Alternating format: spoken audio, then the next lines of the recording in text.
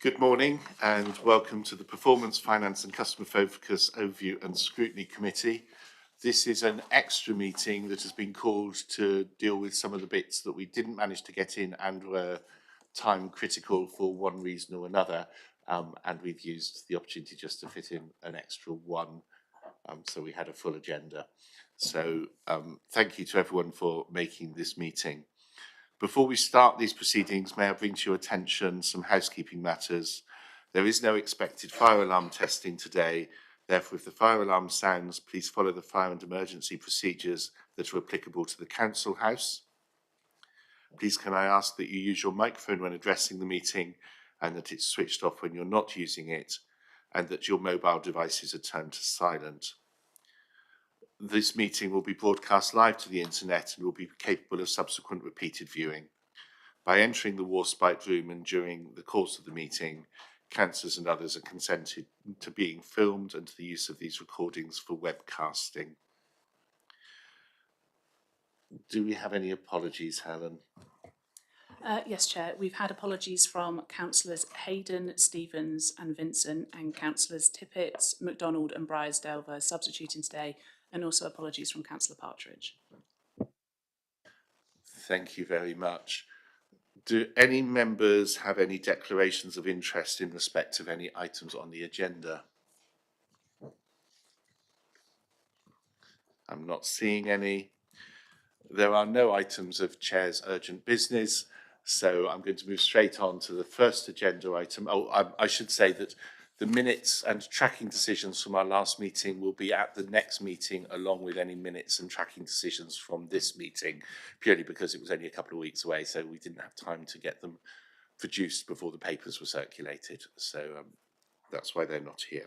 So moving straight on, this item has been on our work programme for quite some time, so we took the opportunity of today's meeting to slip it in, and that is, we were asked to have a look about a year ago, I think, at the support that the council gave to Syrian, Afghan and Ukraine visitors and refugees in the city, and what lessons we could learn from that. And so handing over to Councillor Smith, who is accompanied, I think, by Matt Garrett and Jessica Down, and Jackie might be joining us as well. No Jackie today. Okay, so thanks. Over to you, Councillor Smith. Thank you very much, Chair. Morning, everybody. This is actually my first scrutiny since I've been Cabinet member, so I think I've escaped up to this point. So nice to be here, and I'm really pleased to present to you today the support that we as a council offer to some of the most vulnerable individuals in our society, but who as a result are also living in our city, many of whom are fleeing from war, persecution or terror. As a city, we are proud to support them to start creating new lives in Plymouth. For your interest, this report also includes asylum seekers. However, the primary purpose of this morning's discussion will be to reflect on the support the Council offers to those people arriving through Home Office managed migration schemes and therefore have recourse to public funds. Before we start, I'd like to give you a brief overview of the schemes that we currently support in Plymouth. The details of these schemes have been included in the report provided to you in advance. In today's session, I would like to focus on some of the highlights of these schemes that have already been achieved. And the Chair has already mentioned the different groups that we're going to be talking about. So firstly, the Syrian Vulnerable Persons and Vulnerable Children's Resettlement Scheme, or the SVPRS. We were successful in meeting our target to resettle 200 people under these schemes, which were introduced in response to the crisis in Syria and then expanded to support the most vulnerable children and their families in the Middle East and Northern Africa.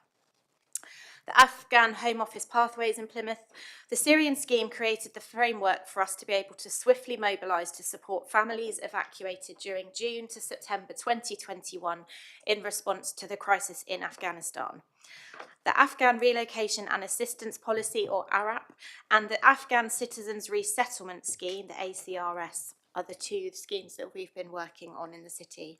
So ARAP and ACRS are both Home Office managed migration schemes to relocate both Afghan civilian personnel who've been by the Ministry of Defence in recognition of their commitment and bravery shown supporting UK forces since 2013, and Afghan citizens who may be at particular risk because they have assisted the UK efforts in Afghanistan to help vulnerable people, including women and girls at risk and members of minority groups at risk. And as you may remember, an executive decision was made in October 2021, which stated that Plymouth City Council will resettle up to 50 people per year for the duration of the schemes to support the Home Office to meet its target of 20,000 Afghans across a 5-year period. This is reviewed annually to ensure that we are not placing too great a pressure on the local housing market. So far, there have been 53 people and 12 families resettled as a result of these routes. And then thirdly, Homes for Ukraine. We are proud of so many of our local residents who volunteered to host those fleeing from the Ukraine as part of this scheme. The team regularly receive positive feedback from the 166 guests and their 97 hosts about their experience being welcomed into the city. These sentiments have also been shared in person at unique welcome events in recognition of the contribution made by hosts and guests to the city. We also know that hosts are continuing to accommodate guests beyond their initial 6 months, and Plymouth rates of rematching are far below other local authorities, so that means the initial hosts have worked because people haven't needed to move. This is as a result of the intense wraparound support being offered to those involved in the scheme, and I'm sure most of us know somebody who's been involved in that programme. And then finally, just to briefly touch on asylum seekers, although as I said, this isn't the main focus of what we're talking about this morning. As you'll no doubt know, Plymouth has been an asylum seeker dispersal area for over 20 years, supporting those individuals once they have received their refugee status to settle and integrate into the local community has enabled a diverse and burgeoning local economy in the city where people feel welcomed. So in terms of how this work is relevant to the corporate plan and the Plymouth plan, we're a friendly and welcoming city, and that states that we will continue to work to support cultural activities and events in Plymouth for Plymouth residents and visitors. And we've done that since the start of the Homes for Ukraine scheme, with 4 welcome events at the Council House, which have been hosted by the Lord Mayor and the Deputy Lord Mayor. Members of the Ukraine Task Force have also been invited to these events, and they've been well attended by both guests and hosts. There's also been a request to host an event for those arriving through the Afghan and Syrian scheme, and this will be taking place in February or March. The Plymouth Racial Equality Council are commissioned to offer community development and regularly hold events that are open to local Plymouth residents. These include the Respect Festival, Ukraine Independence Day, and a Christmas party. We also say that we want to be an exciting and cultural place to live. Our work in this includes commission services to support those arriving into the city to access the employment market, including self-employment and accessing skills training where required. And this will ensure that the diversity of business and community offer continues, and that those people integrating into the city can take part in the economic development of the city. We've also committed to developing good quality green homes. Support through the ARAP and ACRS schemes offer incentives to landlords to renovate their homes to enable them to enter the private rental market at affordable local housing allowance rates. The Homes for Ukraine schemes requires an initial property check at the start of the placement, and these have been conducted by our housing improvement officers who've been able to visit and advise property owners in homes that they would not normally have access to. The success of the scheme has also widened the scope to enable the council to offer a similar scheme for homeless families. So by extending this essential lodging programme, there's scope to do that, to look at homelessness in the coming weeks as well. And then also ensuring decent education. The schemes commission additional tailored support from the Ethnic Minority Achievement Team for pupils who are in mainstream education. This enables those with English as a second language to progress and improve their language skills to ensure they can participate alongside their peers. And it's also worth saying that that's not new. That's something that's been going on in the city for the last 20 or so years. So we've got a good basis to be working on with that. So that's a little update and a briefing on where we've got to in the last year or so. As I said, Jess and Matt are the experts. Well, Jess is the expert and Matt is also able to answer questions. But Jess is definitely our resident expert on delivering all of this. And so we're happy to take any questions you may have. Thanks. Just quickly before we go on to questions, I've got Councillors Wheeler, Churchill and Tippett at the moment. Uh, Matt or Jess, have you got anything you wish to add at this stage? No. Okay, thanks. Councillor Wheeler. Thank you, Chair. Excuse me. It's good to hear that the Ukrainian scheme has continued. Many families have continued with their original host. What's happened to the ones where the relationship hasn't continued? And bearing in mind that February is not very far away now, what plans do we have for when the 12-month period ends, please? So I can briefly talk to that, and then I'll bring Jess in. So in terms of what happens if it doesn't work for a family, the government allowed for people to move and to change, and we have been able to support people in that. It also means we've had people come into the city who initially weren't here to start with because their friends might be living here, or people might move to another part of the country as well. The government hasn't sort of said you're here and now you have to stay here. There's been that flexibility for people to move around. But Jess knows the specific details, so do you want to come in and give some further info on that, Jess? Yeah, sure. So, firstly, we've been really successful in encouraging hosts to stay with their guests for a further 6 months, and we've done that by offering a top up to the initial £350, which is ongoing, paid by the government up to 12 months, and we offer £150 extra, so people are receiving £500, which has been really welcomed and is obviously supporting increased cost of living to keep people where the relationship is working really well as long as possible. So those where the relationship has broken down, we've had some rematches and they've gone to other hosts.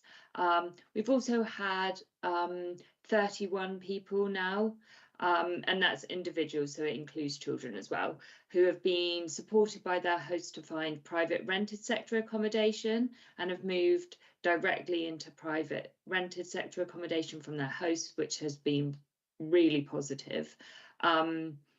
And in terms of those that we've had to rematch, we've been able to do quite a few seamless transitions, so mediating with the host. And the breakdowns are for a whole range of reasons, and it's quite often to do with changing circumstances, so maybe additional people coming home that weren't previously in the household. So we've been able to mediate that and move people from one host to another, avoiding the homeless system. We have 2 people in the system at the moment. They both and they're both in B&Bs, but they both have move on plans. So even when people have had to go into B&Bs, it's been for a really short time, and we've been able to have move ons and move them out as swiftly as possible. In terms of what is going to happen at the 12 months, that is a really interesting question. The government has yet to update on their plans and whether they continue to pay the £350 after the 12 months period. I think the majority of people will be up in about May or June.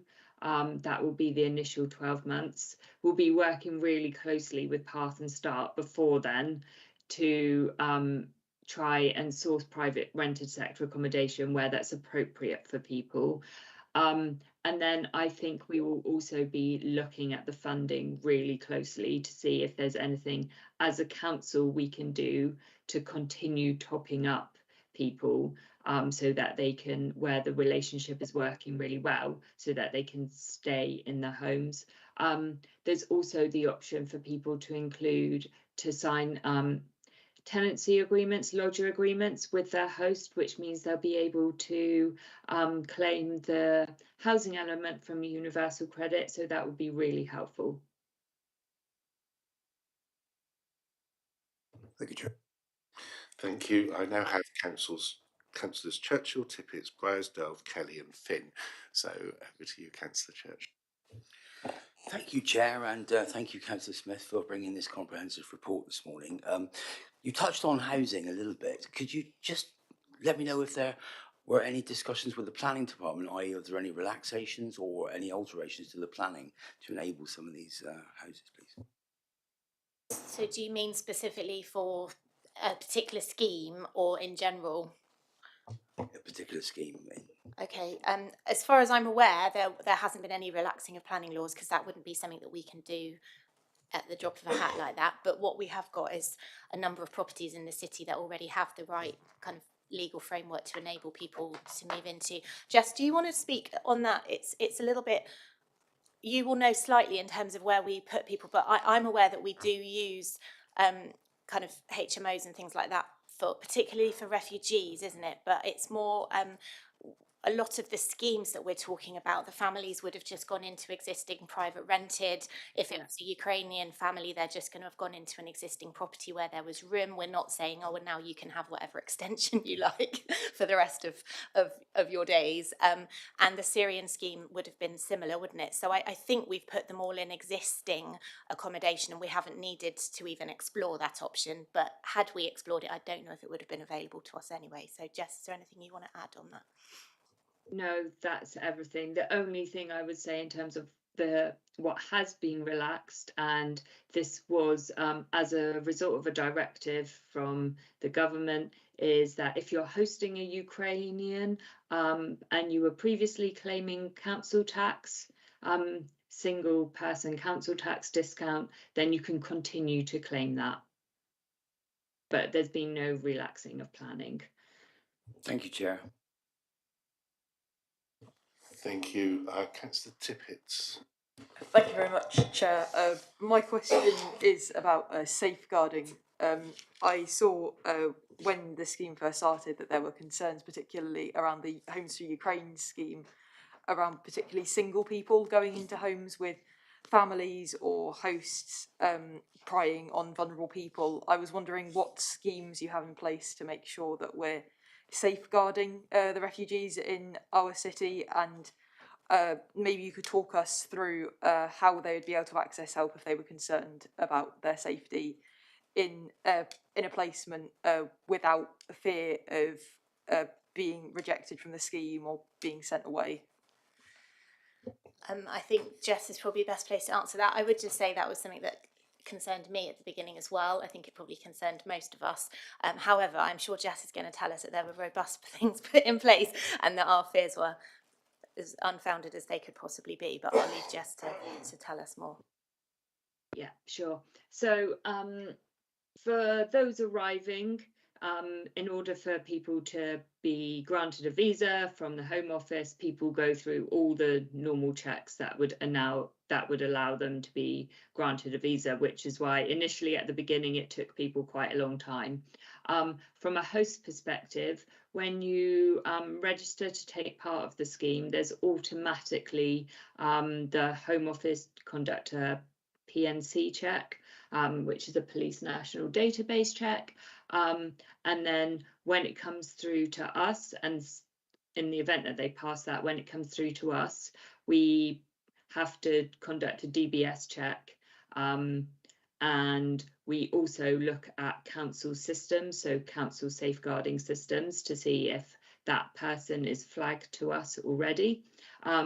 We do a property visit by our housing improvement officers, so that's an in-person visit with the host, so any safeguarding concerns that might be immediate or obvious will get raised by them.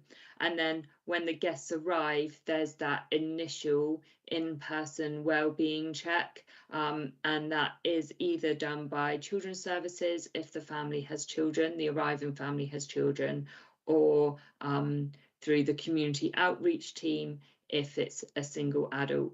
There's really close wraparound support as well from both Path with the hosts and Start with the guests. So it's been quite easy to pick up any safeguarding concerns. And as immediately as we become aware that there might be a safeguarding concerns, we move that person out and we'll look at a rematching process.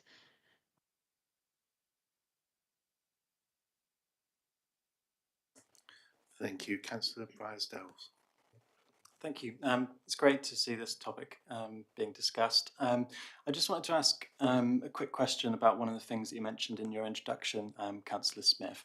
You said about the government's target to transport 20,000 Afghan refugees under the Afghan Citizens Resettlement Scheme, ACRS, which included a target of 5,000 refugees this year. I was just wondering if you knew how many people had travelled under that scheme, new refugees, from January to December this year. On a national level, no, and I didn't even say 5,000 in my briefing, so that's at a national level, so no, I don't. I mean, Jess might have that anecdotally, but I think that's way above our scope of interest, I think, in terms of what we're focusing on this morning. Could I do a quick follow-up? So the reason I want to draw attention to that is that I often hear councillors and ministers mentioning the 20,000 figure. So the answer to that question is 4 across the whole country. So a lot of the ones who've been resettled in Plymouth came as part of the efforts last August, and there's been very few that have come since.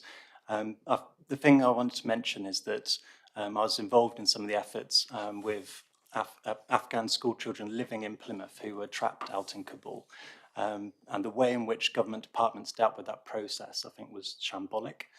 We had over 10 Plymouth school children trapped out there for months with very little support from government departments. So I just wanted to state that on record. Can I just jump in there? I was just going to say that we've had one success in Plymouth related to that. So we had an individual who was resettled to Plymouth in the first scheme, which was called the Afghan Locally Employed Scheme, and that was back in 2014. And unfortunately, his wife and children and parents, even though they were eligible for ARAP, weren't able to be evacuated from Afghanistan during the initial mass evacuation. They subsequently were able to flee Afghanistan and were in neighbouring Pakistan, and we held a property for quite a long time. We negotiated with the Home Office and we held a property for about 4 or 5 months until they could get their visas and until that process could come through, and they have now arrived in Plymouth, and that is a huge success story because it's been really challenging for those that are the most vulnerable to leave Afghanistan post that evacuation. Thanks. I think that's useful to hear, Jess, because obviously we've made a commitment over a number of years, and now that the initial evacuation has happened, we have a commitment, but we still need to be aware of the difficulty of people leaving the country. And just quickly on that, using one of my chair's prerogatives, you said that we would review annually, and October last year the decision was made.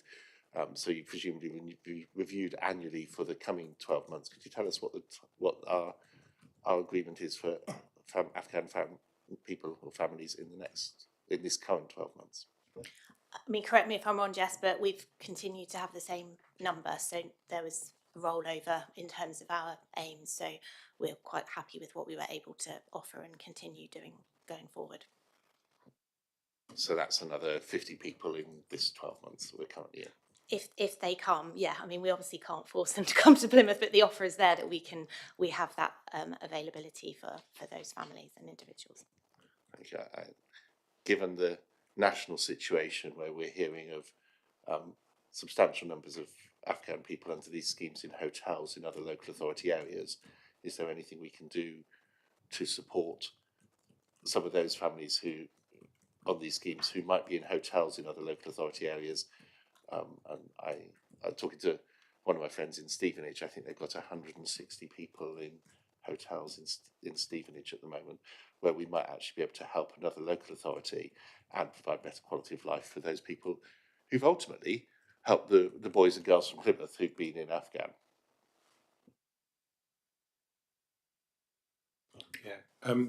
So yeah, there is. I think our main problem, and Jess will come in if I get this wrong, is finding suitable accommodation for people. So we're looking, and we're constantly looking, and then when we find something that matches, we're able to accept someone down to Plymouth. So it's more about the housing market in the city at the moment that is causing us for it to be more difficult. We are supporting families who wish to move to Plymouth and have sourced their own accommodation, their own rented accommodation. So we're supporting those to arrive via the scheme as well. Thanks. I think it's good to hear that next stage as well, because the easy stage was almost last year, and now it's getting a bit more problematic. So thanks for that. Beg your pardon for jumping in there, Councillor Kelly, but it's your turn now. Not a problem, Chair. Thank you very much. I'm delighted that Plymouth's playing its part to host a variety of different people that have found themselves in difficult circumstances. It's something that I'm not particularly au fait with, so I've got a couple of questions, if that's okay. The first one is with regards to asylum seekers. We see here there's 348 people. How long does it roughly take for an application to be approved? And the follow-up question to that, my concern is that whilst accommodation is provided, it states here, £40 and a few pence to provide welfare food, I wouldn't have thought is particularly great to give somebody an opportunity. So during that time, are they able to work, or what other support do they receive during that initial period, and how long that period goes on for? Do you want to come in, Jess? So I suppose I'll start. So the length of time it's taking at the moment to make decisions is extended. So the Home Office are, and I don't think it's secret that the Home Office are struggling to make those decisions. So people are waiting a lot longer for a decision. For the first 6 months, they have no recourse to public funds. So that means they can't work, they can't claim, they just get the standard. And then am I right, Jess, that after 6 months they're able to? Yeah. So you come in, Jess. So yeah, the Home Office target is to make a decision within the first 6 months. We've done with the service providers a little bit of analysis about people that are receiving positive decisions throughout this year, and it's on average 2.8 years. So that's quite a difference between the target. And then in terms of working, people have no recourse to public funds until they receive a decision on their case, so until they received a positive decision, and then depending on what the decision is, they will probably have recourse to public funds. After 6 months, however, they can attend English classes. So for the first 6 months, then they can't attend English ESOL classes, but after 6 months, they are eligible to attend ESOL classes. They are also eligible for primary care, and children are eligible for school admission. Councillor Smith, I think you want to say something, then I think. Yeah, the only other thing I was going to add is there is the option for them to volunteer at least after 12 months as well, and start kind of doing something, because this is something I've looked at really recently. But bear in mind, all of this is set at a national level. We don't pay for the accommodation, we don't pay to look after them in Plymouth. They're just dispersed to Plymouth, and then the Home Office pay all the costs. So our hands are tied, which is why this conversation this morning is about the schemes where we're actually responsible for delivering the services. On the asylum side, that is something where we're literally just the city that they get dispersed to, but we do have community groups who work with them so that they can feel integrated, and it is something that we do through ODILS and the Red Cross and the Devon and Cornwall Refugee Support work with them. So there is things that happen, it's just not necessarily stuff that the council is directly responsible for because it's funded by central government. Just before I come to you, I was just going to say, I accept that, Councillor Smith. I think it's a really useful addition to the paper. I think there is a lot of misunderstanding about asylum seekers arriving, being given whole houses and lots of money, and lots of support. I think actually having it laid out this starkly is quite useful, because I think it is important that we do what we can do to prick the myths that are around in the city, because the numbers aren't the numbers that people in the city would say, and actually the support that people get is not what people in the city say the support is. So for any little bit we can do to get that truth out and to do questioning that supports understanding, I'm going to allow this morning, because I think that's part of Scrutiny's role is to help educate where we can. So I just wanted to sort of contextualise that in terms of what I will allow as chair this morning. Sorry for interrupting, Councillor Kelly. Chair, that's perfectly fine. That was the reason for me asking. It's something that I'm not well versed on, and it's like most people in Plymouth, if you only hear what somebody is shouting about, that becomes the reality. And clearly, what we're learning, even with people that are close to it, don't know it that well. But it comes back to Councillor Smith's point. Maybe Plymouth's hands are tied, but equally, as a city with 348 asylum seekers and 2.8 years rather than 6 months, that is a massive failure, full stop. And if you replicate that across the country, that is a huge amount of people that unfortunately have come and seeking asylum. But my question was about, and it wasn't answered, if that goes on for 2.8 years on average, and you're only able to get £40 a week, albeit your accommodation's paid for, that puts a massive strain on those people and therefore the community in which they're living in. So my question was, if they've got no means to go and work and provide for themselves, it will be taking additional resources from other people that also need help locally, and the longer that goes on, there's got to be a knock-on effect. So that was the point that I was trying to pull out of there. My second question from the original one that I wanted to ask is, going back to the two other schemes, when Syrians or Afghans come to this country, are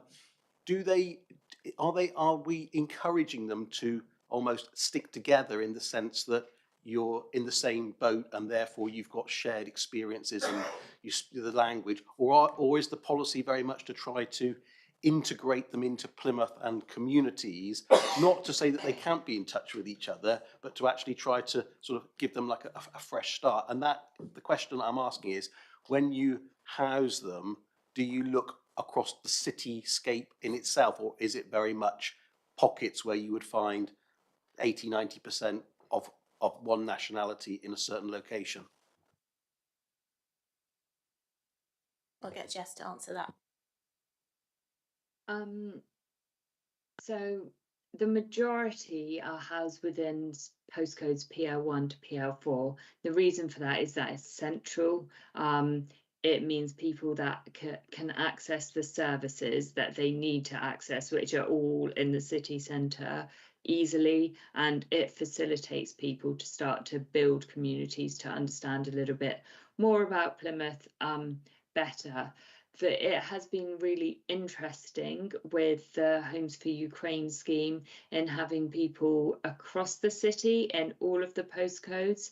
And I think, given what Matt was saying earlier about availability of housing, with that Afghan scheme, certainly we are going to be in the future more flexible about where we support people to move to. But it's really critical that wherever we do, that there's a community infrastructure there, so there are people that can provide wraparound support in their locality as well. I think it's also worth saying that in response to your point, Nick, about do we sort of deliberately say go and integrate into the city? Of course we don't. You know, we want people to be able to meet with the people that speak their language or have the similar cultural, practices and want. So we definitely don't have a policy where we're sort of saying go and live as far away as possible from the people that you know. So I think the other knock-on impact of the fact that the city centre is the location that lots of them live is that it does mean that community develops in different places, which is what you'll get all over the country and is historic as well. I mean, this is what I did my degree on, where different pockets of different communities will kind of bubble up and then have a massive impact on the life of that city, because you'll end up with kind of different nationalities that have a different location where they build their life together. So I think it's just worth saying we don't have a policy that says you must go and live here and you must go and live there, because at the end of the day people have a choice, and okay, we might be providing them with housing, but we definitely don't try and make it difficult. We want them to feel as integrated as possible. And the other thing just to say is most of the support organisations are based in the city centre as well, so it's going to make sense for people to access that if they don't have cars, etc. Thanks. Anything else, Councillor Kelly? I was just going to come back. It's clearly a learning curve, and the Ukrainian policy, where it's very much families have volunteered their properties, from what has just been said, through a wider geographical location, appears to be working, and you've taken that on board, and you can possibly look at changing that going forward, which contradicts a little bit with what Councillor Smith said about putting them more in the city centre. The point that I was wanting to try and establish was, if we want equality and inclusion, we don't want, ideally in Plymouth, to have pockets where one nationality is centred, and it becomes almost like a little place. We want integration where possible, but of course I understand they will meet up naturally to speak their native Can I just tongue. come back very briefly? I was just going to say, as the ward, one of the ward councillors for the most ethnically diverse ward in the city, there is no pocket in my ward where any one particular ethnicity lives. Actually, people are living all together, and are integrating, and that's visible in the schools, it's visible in the streets. What it actually does bring to my ward, I'm afraid lots of your wards don't have, is enormous variety of small business setting up with food and clothing and culture, which is brilliant. And I'm really happy that's in my ward, and I hope that more wards sort of gradually get to experience that as well. So, but there will always be a bit where people want to live close together, which is why you'll find a lot of Eastern Europeans living fairly close to the cathedral, because that's an initial point, and then they move from there to other places. Which replicates what the Irish did when my family arrived, or my mother's family arrived in the first instance. Back to you, Councillor Smith. It was just to say, I take your point, Councillor Kelly, in terms of what the Ukraine scheme has shown us, but I think the key difference with that scheme to any other scheme that we've had is that they were essentially placed in homes with people who could help them access services in the city and get them around, and it's completely different to the other schemes that we've been using. So I just think, I take your point, but it's worth recognising that the entire premise of the Ukraine scheme was essentially lodging in a home, and as a result, the families were committed to integrating those people in the community in a way that if you're an Afghan refugee or a Syrian family, you wouldn't necessarily have had that support. So I think it is worth just expressing that as well. Councillor Finn, then Councillor Wheeler. I'd just like to say, Councillor Smith, I think it's totally understandable with regard to the Home Office not being able to make the decisions in 6 months, considering the demands that are currently being placed on it. So I think it's unrealistic, and therefore we must be aware that there will be delays in due process. I would like to just come back to two issues. I think partly Matt's answered it. Are we anticipating any problems with accommodation provision and being able to provide to meet the future needs, say within the next 6 to 12 months? And the second question is, what is the short-term impact on the council's budget for the next 6 months, if any? Thank you. Chair. Excuse me. So if I start with housing provision in the city, these schemes will not have a massive impact on housing provision in the city.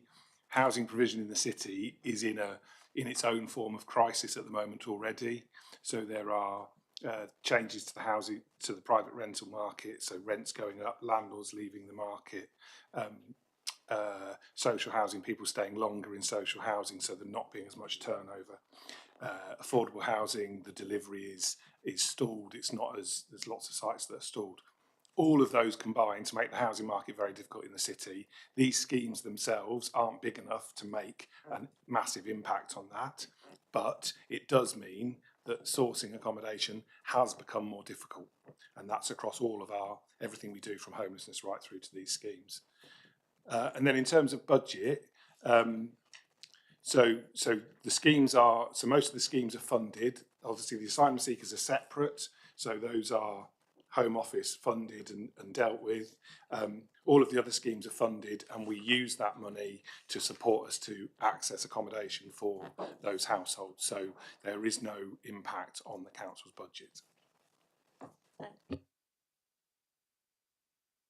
It's worth just stating that one of the more positive knock-on effects of having these schemes in the city is that we have worked with landlords to make their properties better, which then means that when people move on into other accommodation, as happens naturally in the course of things, we've ended up with an improved housing stock as a result. So the government have sort of funded that as well. So because they want us, particularly with the Afghan scheme, to be housing people where the properties have needed to come up to spec, that's been paid for, which then means the landlords have a house that we would be happier with to then stay in the housing market afterwards. So that's a tiny, tiny glimmer of positive, but it's worth just saying that the housing stock has improved as a result of the schemes.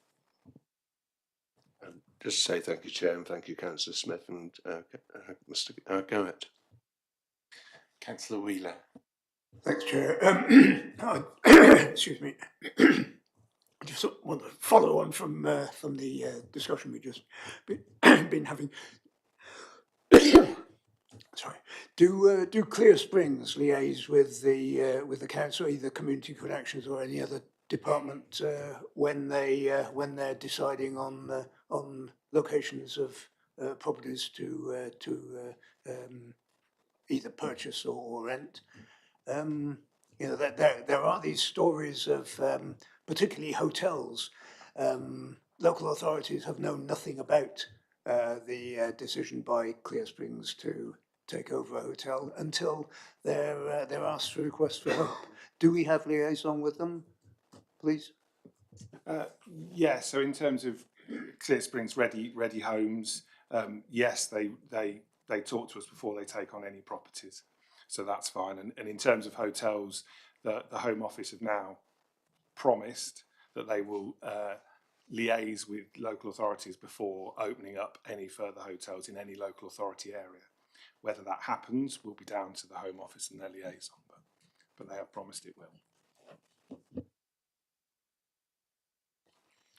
Thank you. And no more hands, so I'm going to now actually ask the question. The question that I've still got outstanding that is really a bit of a reflection, but it's been a privilege to be the chair of the Ukraine Crisis Task Force. And as Deputy Lord Mayor, I've met a lot of the Ukrainian guests over the course of this year, but also just out and about in the ward, I meet other people from Afghan and Syria, including when some people gain citizenship, which is always lovely, and there were a couple of Afghan people gained citizenship yesterday. One of the things that is a common message from them and from all of the partners we work with is that when people first arrive under these schemes, learning English is a big issue, and actually occasional English lessons aren't necessarily the best way of people who are coming who have a capacity to work to be able to work. Now, I know that there are issues with funding, but I almost wanted to raise this so that we might be able to get a recommendation about some further looking into, because there are no intensive courses available that are readily accessible, and that means that people like Odell's and Suzanne Sparrow aren't able to provide that quick sort of learning for people, so that unless people arrive with some English, their ability to get into the job market is delayed, therefore their ability to be more self-sufficient, to not be dependent on the state or on host families and charities is delayed. So I just wondered whether there's any reflection. My guess is that that's probably going to come from Jess as the technical expert, but any reflection on that, because I think it is one of the areas that probably is a national issue, but one which we might want to look at here as something more within our control. Jess, do you want to pick that up? Yeah, sure. So the funding for ESOL comes via the Department of Education, and like you said, Councillor Pemberley, it is a national issue. There's not enough funding for ESOL, especially with increased demand across the country. Within Plymouth, we have been really really fortunate to be able to use some of the funding we've received through participating in these schemes to commission via the Refugee Integration Service, women's only classes with a creche to enable those women who have children that are at nursery age and below to attend women's only classes, which has been really successful and has enabled us to access some really vulnerable women that may otherwise not have attended ESOL classes. I agree that it's still a challenge. We are looking next year specifically for members arriving through Ukraine to have a few more classes through ODILS or another provider within the city, but it's not going to be an intensive course, and the funding isn't available via these schemes for that provision. So we can maybe add on a additional, but it's not going to be intensive. Thanks. It's good to hear at least something's moving in that direction, and if it's Department for Education and Skills, I'm not sure that there's much we can do about that either, which is a pity, because given that people and providers are both talking about this as an issue, and it does hinder people's employment opportunities at a point where we have skills shortages and so on. It does seem rather that there could be maybe some national interventions that would actually help the job market when we're suffering. But yeah, Councillor Kelly. Just on that point, Chair, goes back to my original question, which I don't think I got an answer for. I'll direct it to Jess, because it seems that Jess is the fountain of all knowledge. Jess, when an asylum seeker or the 2 approved or 3 approved schemes with Afghans and Syrians, when are they actually able legally to work? So those people arriving via the schemes can work from day one. As soon as they arrive, they all have an immigration status which allows them to work. Asylum seekers cannot work, so they will only be able to work once they receive a decision on their asylum claim, and then only if that's a positive decision. Okay, so just a follow-up question. We talk about modern slavery and people being vulnerable at risk. It's the asylum seekers then, based on the fact that they get this £40.85, which, you know, I know we can't change it, but it doesn't seem a huge amount to try to feed yourself and go from A to B and do whatever you need to do for 2.8 years potentially is a long time. Do we have some mechanism whereby, not that you want to catch them out, but there could be employers that know the vulnerability and therefore have got a source of readily cheap labour is really what I'm looking at. So this falls within the Safer Communities Partnership, and we do regularly liaise with police if there's any concerns, and we have members of Community Connections that sit within Safer Communities and sit out with the police, and naturally the providers that are working really closely with asylum seekers will immediately flag to us if they've got any safeguarding concerns. Councillor Smith, I think, wants to come back in. Yeah, I just want to go back to what you said, Chair, about the need to help people to understand the differences between asylum seekers and refugees and illegal immigrants and people who are ultimately here on these schemes. And I think all 3 of the schemes that we were invited to come and speak on, and I appreciate you've allowed it to go further, and that's absolutely fine. They're people who automatically get visas as part of those schemes. So they're not asylum seekers, they're not refugees, they're given a visa to stay here. And I think that's really important to make the distinction that the asylum seeker piece is completely separate, and it's right that we look at that too, because, you know, I remember doing research on this 20 years ago when I worked in Brussels, because there was another crisis at the time. We had a huge number of people around the world at that point as well, and it does bubble up and it becomes something that we need to work on. So I'm not sure what the etiquette is, but I don't think it would be outside of the realms of things to look at how we could, as a city, help people to understand the distinction between a refugee and an asylum seeker and an illegal immigrant, because we seem to cycle round round on this every decade or so. And at the end of the day, those people who are here under Home Office schemes as asylum seekers have every right to be here because they fled their country. And the process is deciding whether their asylum claim is valid or not from our perspective. From their perspective, it clearly is, but we have to make that decision. And I do recognise that there is a need to help people in the same way that we have to tackle homelessness and rough sleeping. You know, there's a difference between someone who's made homeless and somebody who's sleeping on the streets, and people don't always understand. So if there is a way for the council to do an education piece, I think that should be something we explore, because you're absolutely right. People's understanding of the different terms and what they mean is something that we could help with and potentially enable the city to be even more welcoming as a result. So I don't know if the people being scrutinised ever suggest a recommendation, but that would be something I think we could look at. Councillor Kenny. Chair, I think, you know, as a committee, I'm sure we would endorse that, but as the cabinet member, it's your prerogative to educate and put the PR out anyway. But if this committee can be seen to endorse that, I think that would be a very worthwhile benefit. Certainly from my point of view, coming in today, and I'm sure there's thousands across the city that don't fully understand a very complex set of circumstances for individuals and their life chances, but a little more knowledge I don't think would be remiss to have a better understanding of what these individuals and families face and how they are supported, and equally how they're not supported. Okay, thank you, Councillor Kelly. I don't have any more questions. So first of all, a big thank you to Councillor Smith and Matt and Jess for joining us today. I think there were two areas that I spotted.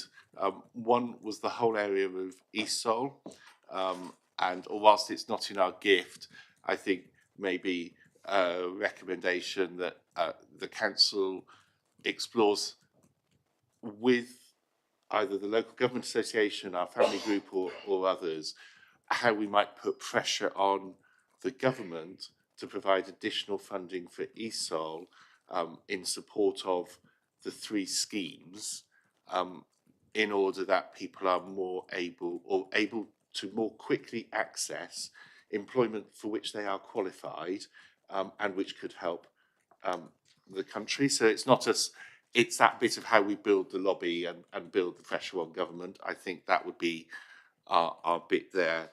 And the other is that I think a recommendation around how we educate the city about these schemes. I know we've done occasional press releases around Ukraine, but actually the numbers, because they're not massive numbers, what the city's gaining, what the stories look like, and to work with our partners on finding ways to get stories out almost on a bit of an ongoing basis, so that there are case studies or factual sheets and other bits, so that people understand the changing face of Plymouth, and maybe the census is something that could be hung on, as well as reports on these schemes.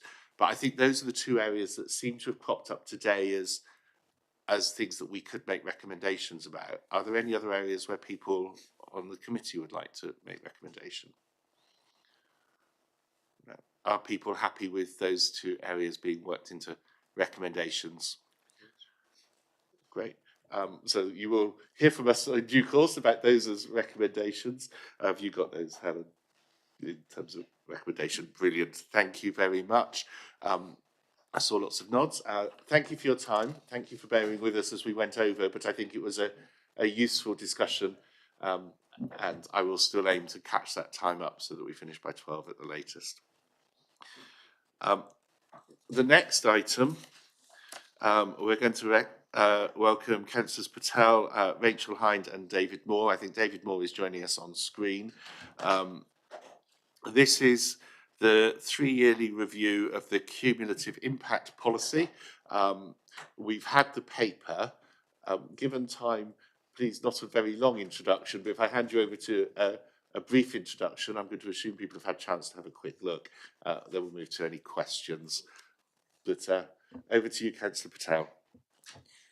Thank you, Chair.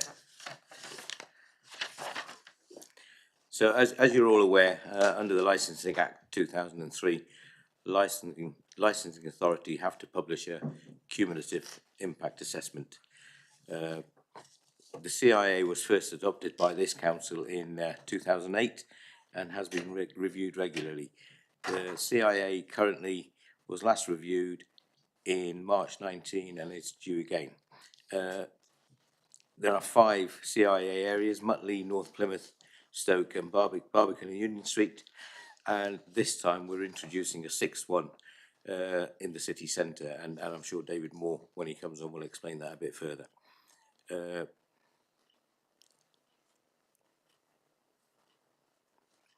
got lots of notes here, but I'm not going to read them all because they are all in the report. So basically, yeah, I'll pass over now to Rachel, and then. Okay, thank you. So the consultation was sent out between March and June this year, and we received 61 responses, which were all in favour to both keep the 5 cumulative impact areas and introduce the 6th area. As Councillor Patel said, David Moore can explain the police evidence, but as you can see from the pack, there's quite a lot of evidence there to look at the crime and disorder statistics. And obviously, in Appendix B, we've also included the public nuisance aspect, so any noise complaints, littering complaints, urination, that kind of thing in those areas, and waste, waste complaints, overflowing waste, that kind of thing. So yeah, I don't know if there's any particular questions. Obviously, the recommendation is to go forward and continue with those 5 areas and adopt the 6th. I pressed both buttons, which meant you got the ding as well. I wasn't telling anyone to finish. David, did you want to add anything before we move to member questions? Yeah, good morning, Chair. Thank you very much.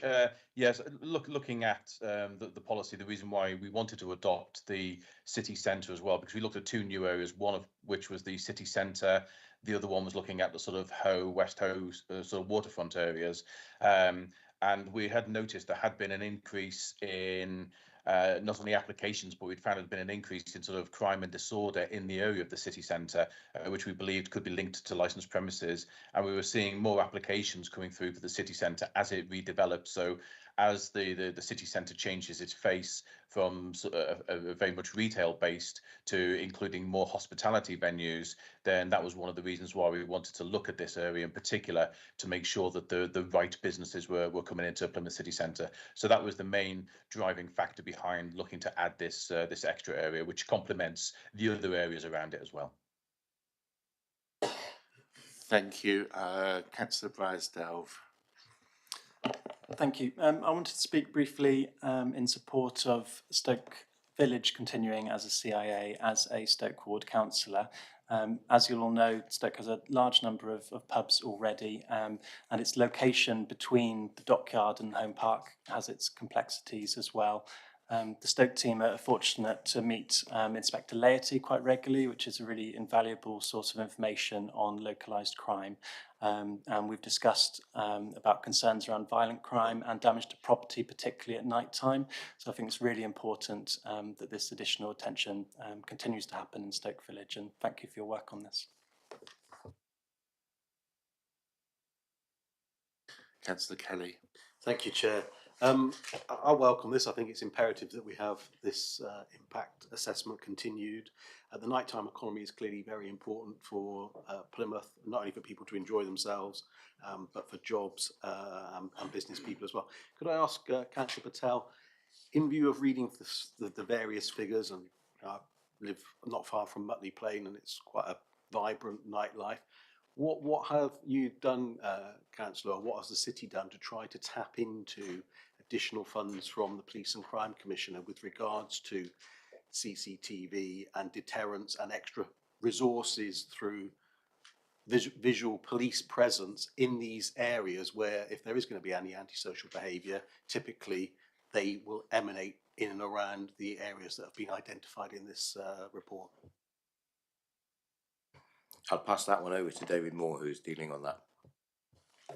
Yeah, thank you, Councillor. Yes, what we do is on a regular basis, my staff and my team will look at any incident logs and particularly crimes that happen within the city centre area. So we report back, and every week we have an input into the briefing for the nighttime economy patrol to make sure that they go to the targeted areas and look at the areas where we're finding trends sort of developing.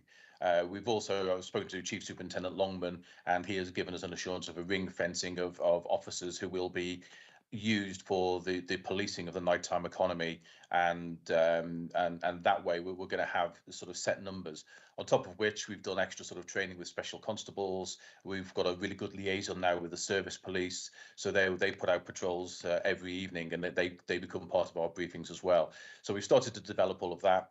We've also obviously put a lot of our preventative work in, so we're working with door staff companies and with licensees. So in fact, only last week, myself and Kat McDonald from Best Bar None did some long training sessions on vulnerability, Ask for Angela, and anti-drink spiking, so that was well attended. And then on the Thursday, I did a long session all about conflict management and communication for bar managers and door staff companies.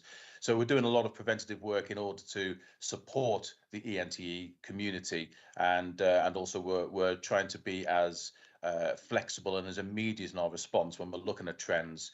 Another prime example is informational intelligence that comes in. We'll try and act upon that in order to make sure that we get the best sort of control of those areas as possible. So we will continually work and be as proactive as possible. One of the things we're also looking at, sorry, Councillor, one of the things we're looking at, because I know you brought up Mutley in particular, is we are looking, and this is where the cumulative impact policy is particularly useful, is we look at the types of business who are looking to either vary licences or to set up. So we've seen a change in the nighttime economy of Mutley over recent years, with it sort of going downhill a little bit because of the demographics changing. But we're now seeing new businesses starting to open up within Mutley, and we do a lot of work with them before the applications come through to the local authority. Thank you. Yeah, it's definitely correct. Mutley is thriving with new businesses and independents. That. Can I just ask, typically, when you said about Matthew Longman and ring fencing officer resource, what typically would be the number of police officers across Plymouth on a typical busy Friday, Saturday night then that would be available for the nighttime antisocial type? Although I'll allow that one, can we stick to the cumulative impact policy, which is ours, rather than policing?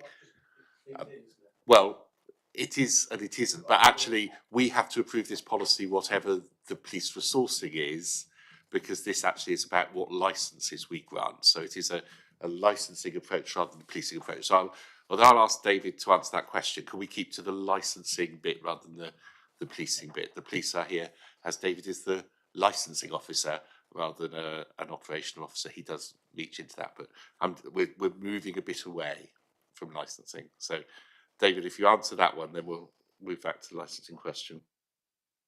Yeah, we're generally looking around about 12 officers within a nighttime economy, although that is the ring fence number, although that can increase dependent on other officers who can be brought in, say with support from special constables in particular.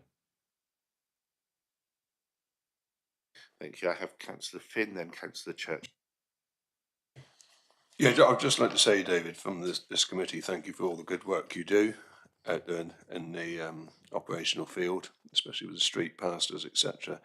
With regard to Operation Scorpion the other evening with Matt Longman and Alison Hernandez, what was the response from the licensees on the Barbican to the police presence, please? It was really positive. In fact, we've done a couple of these before. We used to call them Operation WID, where we'd go out with a drugs dog, and it's always very, very positive. We get such good engagement from the trade at the moment that they want people to go out and have a good time and have a safe time and have a nice time. So any work that goes in to promote that kind of safety and to put pressure on criminality within the nighttime economy area is being extremely well received. So everywhere we went, there was an extremely positive response. And even the previous week, we went out to do SIA checks on door staff badges. And again, overwhelmingly, every door person out there was saying, this is great, because we want to make sure that we've got the right people working in the nighttime economy, the people who are properly trained, properly licensed and properly experienced. So again, overwhelmingly, it was positive. A reminder, please, members, questions on the licensing policy, not on police operations. Councillor Churchill. Thank you, Chair. Yeah, firstly, Chair, my apologies. I didn't realise Dave was going to be here today. Dave Moore is a family friend, nothing more than that. His son practiced archery in one of my fields on my land, and much to your disappointment, I expect he's a good shot because I'm still here. He hasn't hit me yet. Can I just? I think it's Rachel. I expect I'm directing the question to. The consultation findings. For such an area, like these areas, Mutley, North Hill, Stoke, Barbican, you'd expect a bit more of a response. So I see there's only one councillor and one MP, two others. The majority of the responses came from the licensing department. Licensees? To be honest, 61 responses is actually quite good. We don't actually tend to get very many when it comes to the licensing policy and the cumulative impact. We did put it onto the website to make it easier for people to access, and in the report you can see the wide range of people we sent it to. All of the license premises, personal license holders were sent details as well, and like you said, a number of them commented, and all positive because they appreciate that. I mean, we as a council, it's not about stopping businesses; it's about making sure they run it, in a professional and like Dave Moore said, have a safe night out. They want to run it sensibly and properly. And you can see from the table, I think there's only about three premises that were refused for a variation or a grant out of a large number in those areas. But yes, we did get small number. I think on page. In section 3, like you said, there's one local councillor and MP. I mean, I did send it around to members, but again, that's the and it was we sent it out for 12-week consultation as well, so everyone had the opportunity. But I would say that's quite a lot, particularly the 34 business owners. We don't normally get that many responses, so it was a better way doing it online than just sending out letters. To be honest, it made it easier for them to complete rather than sending out an email or a letter in. Thank you, Chair. Thank you. Thank you. I don't know about other members from cumulative impact areas. We get lots and lots of licensing notifications. We get multiples a week in our ward. We tend to only respond where we wish to object, because otherwise we would be just cluttering everyone's inboxes and spending a lot of time writing "I have no objections," which doesn't really help anyone. So I think from members' perspectives, I'm going to say silence as consent, just as a member going from 2 to 3 cumulative impact areas. It is one of those bits. One of the questions I wanted to ask was, the city centre actually bridges a gap. Is there any remaining value in having some of these cumulative impact areas as separate rather than combining them into one cumulative impact area? Because Union Street, the city centre, the Barbican, North Hill and Mutley now create one continuous area, which is the evening and nighttime economy. So do we need 5 cumulative impact areas, or could we have one and then Stoke? It's just a practical question. You could do. I think the only thing I would say is that they're distinct. They're marked out in distinct areas in terms of the roads. So there's, if you said Mutley, it depends. You'd have to define it. But we could. I suppose you could put it on the map as one area. I mean, we've always had it as separate areas. I think the benefit of having it separately, and Dave might be able to comment on this, is that we can look at the stats separately. So it might be that one part of that could then be removed at some point. For example, Stoke, there was talk in the past about looking to remove that one. But like Councillor said earlier, there are issues. It is a busy area with a lot of pubs, and we want to make sure that that area is closely monitored, and the crime stats and so forth support it to continue. So yes, I don't know what Dave would think of that, but I don't know. You can see the arguments both sides really. Thank you, Rach. Chair, yeah, I would agree that at the moment, I think it's probably more sensible to keep them separately, purely because we can look at those areas with a little bit more individuality as regards to the statistics. So, for example, the use of Mutley will be different from the use of the top end of Union Street, for example.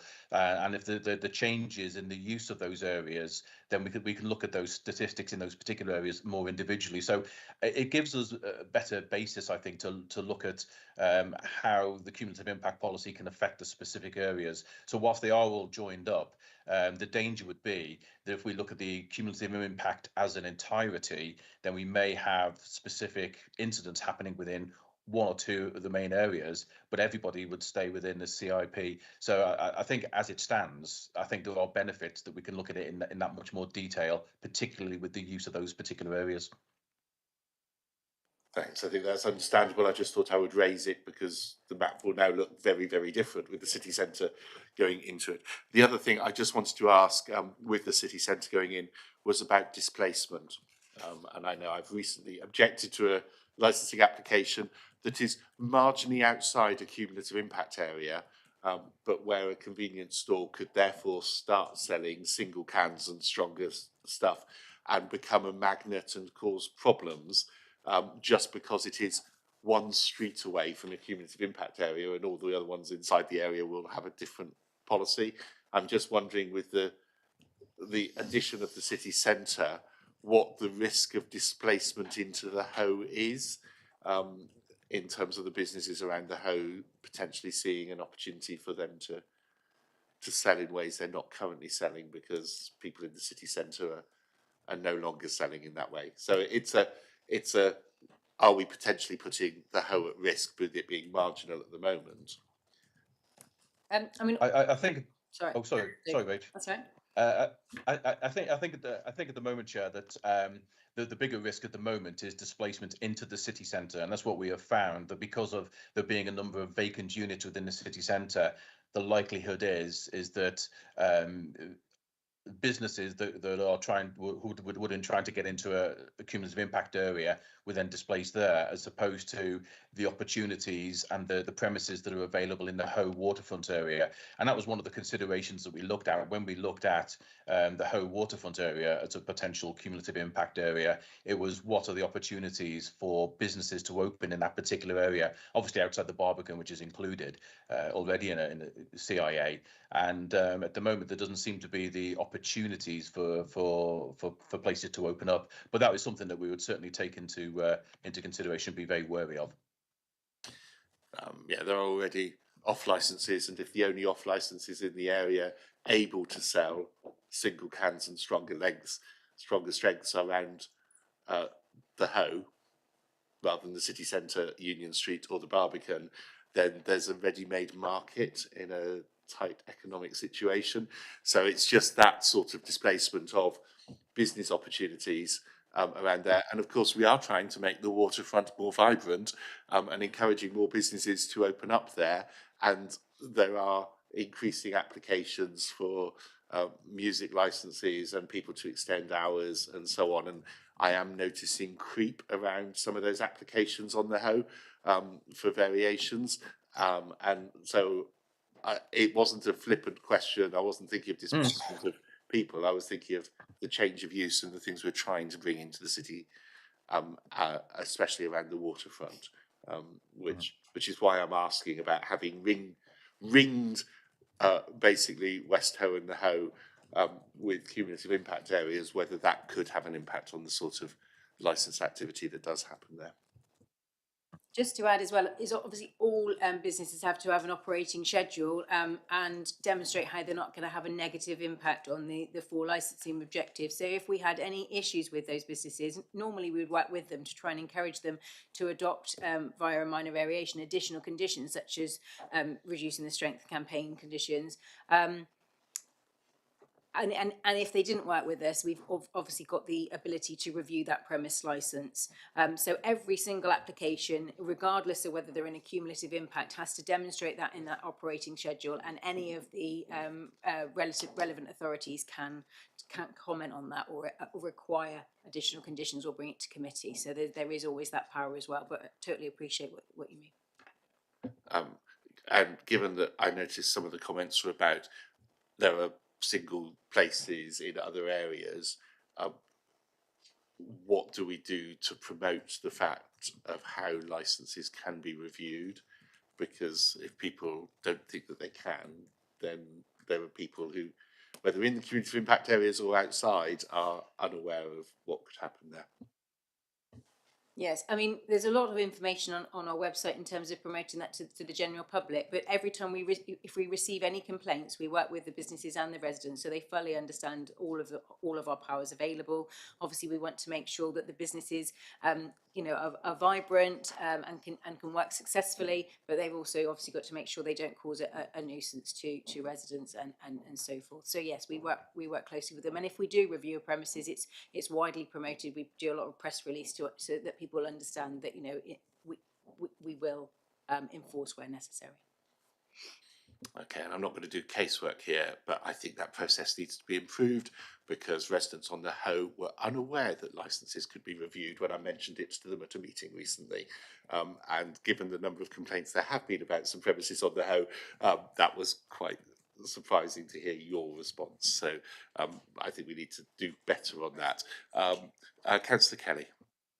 Thank you, Chair. I think it's wise to stick with the differential areas, albeit look at the knock-on effect they have, because as you said, they are linked, but you can drill down and identify trends that can get lost in statistics over a larger area. And equally, I think it's very important that the city centre is introduced purely and simply with the city's mission to try and make the city centre a more vibrant nighttime 24/7 environment, and of course a big emphasis on trying to make far more residential properties there. So the last thing we want is people investing in the city and then finding it's detrimental, that put others off, don't want to live there because of noise or antisocial behaviours. I think that's really important if we're key to make the Plymouth City Centre come alive throughout the evening as well. Thank you. So I think actually this policy will constrain some people, which will make living conditions better. And I will still not live in a cumulative impact area, but at least it's getting closer. So I watch the behaviour of businesses. I don't have any more questions. I don't think that any of our questioning has led to any additional recommendations. So the recommendation in our paper is that this report is now considered by Cabinet so that the cumulative impact assessment can then be submitted to full council so that it is maintained and the revised assessment contained in Appendix C is adopted and published. Are members happy with that recommendation as our only one? Thank you. Thank you very much, Councillor Patel and your team.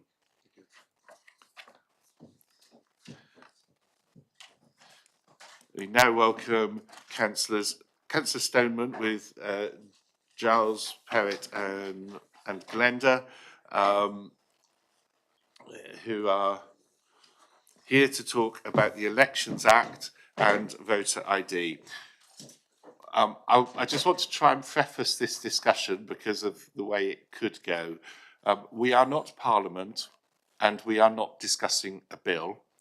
The Elections Act has been passed, has royal assent, and is in the process of being enacted, with some things coming into statutory instrument over the next month or so. The guidance having been published, not yet fully endorsed, and further actions to happen in the year after the next set of elections, as well as in the run-up to the elections. So what we are scrutinising is the council's reaction, whether everything is in place, whether there are any other recommendations we can make about how that happens.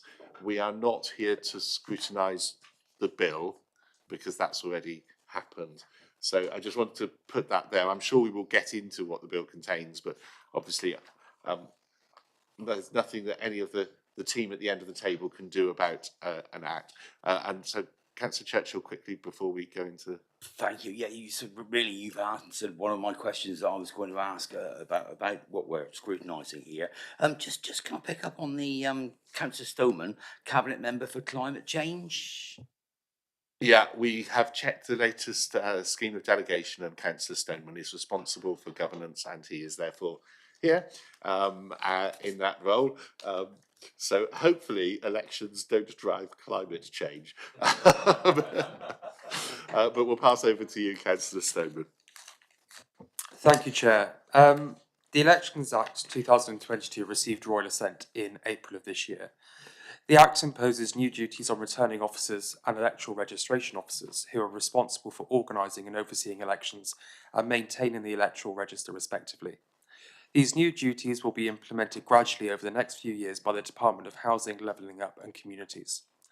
One of the key provisions of the Act is the introduction of voter ID requirements in 2023. The City Council elections in May 2023 will be the first elections to see the new legislation implemented. Voters will be required to provide specific photographic proof of their identity and present their poll card in order to cast their ballot. In addition to voter ID, the Act also includes provisions which will be introduced later in 2023 to improve electoral fraud detection and investigation, as well as increase penalties for electoral offences. It also includes measures to modernise the electoral registration process.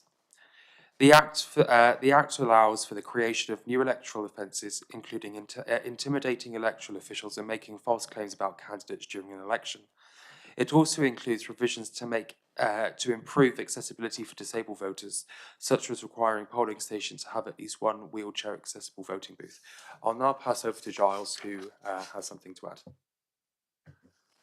Thank you, Councillor. Thank you, Chair. I'm aware of the fact that you're running a tight meeting here, Chair, so I won't use up lots of time in the introduction because I'm sure this is a very rich subject for scrutiny and questions.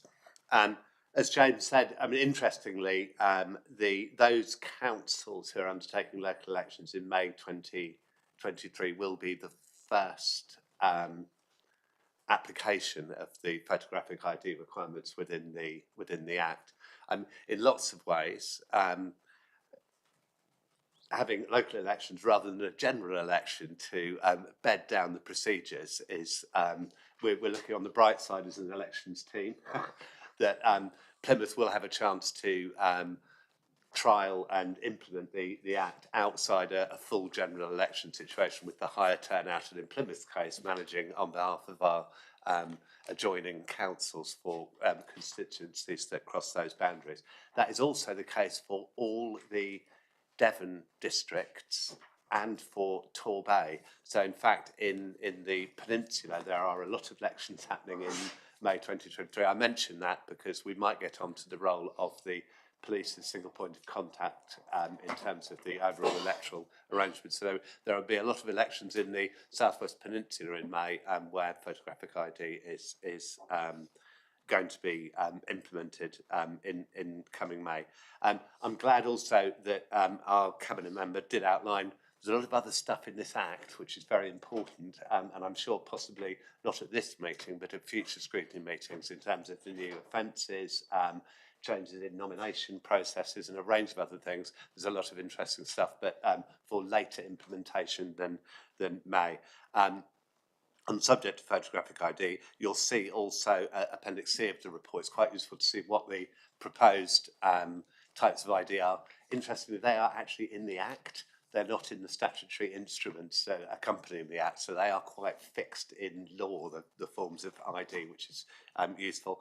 And the report also mentions the type of voter authority certificates that both will be, the council will be responsible for validating, but to be produced elsewhere, but also the emergency ones that will be our responsibility to improve.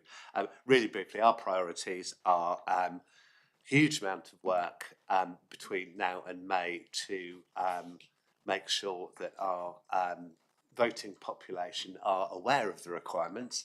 Clearly, the Electoral Commission, as well as the government, will be working with them over that period of time as well. Our main aim, I think, is very similar to our councillors, which is we want to make sure that turnout is maximised in Plymouth, that everybody who is eligible to vote is able to. And you'll have seen also in the report there are some studies that have taken place nationally around those demographics who are likely or less likely to have photographic ID already and who will need to make other actions prior to that. Interestingly, census data, as we're currently getting as well, gives us a lot more accurate picture of the type of ID held locally in the city, as opposed to relying on national service. So that'll come in quite useful. So those priorities, we're in a position in Plymouth of having done a huge amount of work around our electoral register and making sure that we have contact details and the ability to work with our 3 universities as well around the register. So we'll be working very hard with stakeholders within the city to make sure that we're also maximising the level of communication and knowledge that's built up around this. So quite a lot of plans in place to make this a success. The last thing I will mention about broadly, the still activity in Parliament around this. There was discussions in the House of Lords last night, and the outcome of one of the motions is that there will be a national independent review of the impact of voter ID on the May elections, which will be published.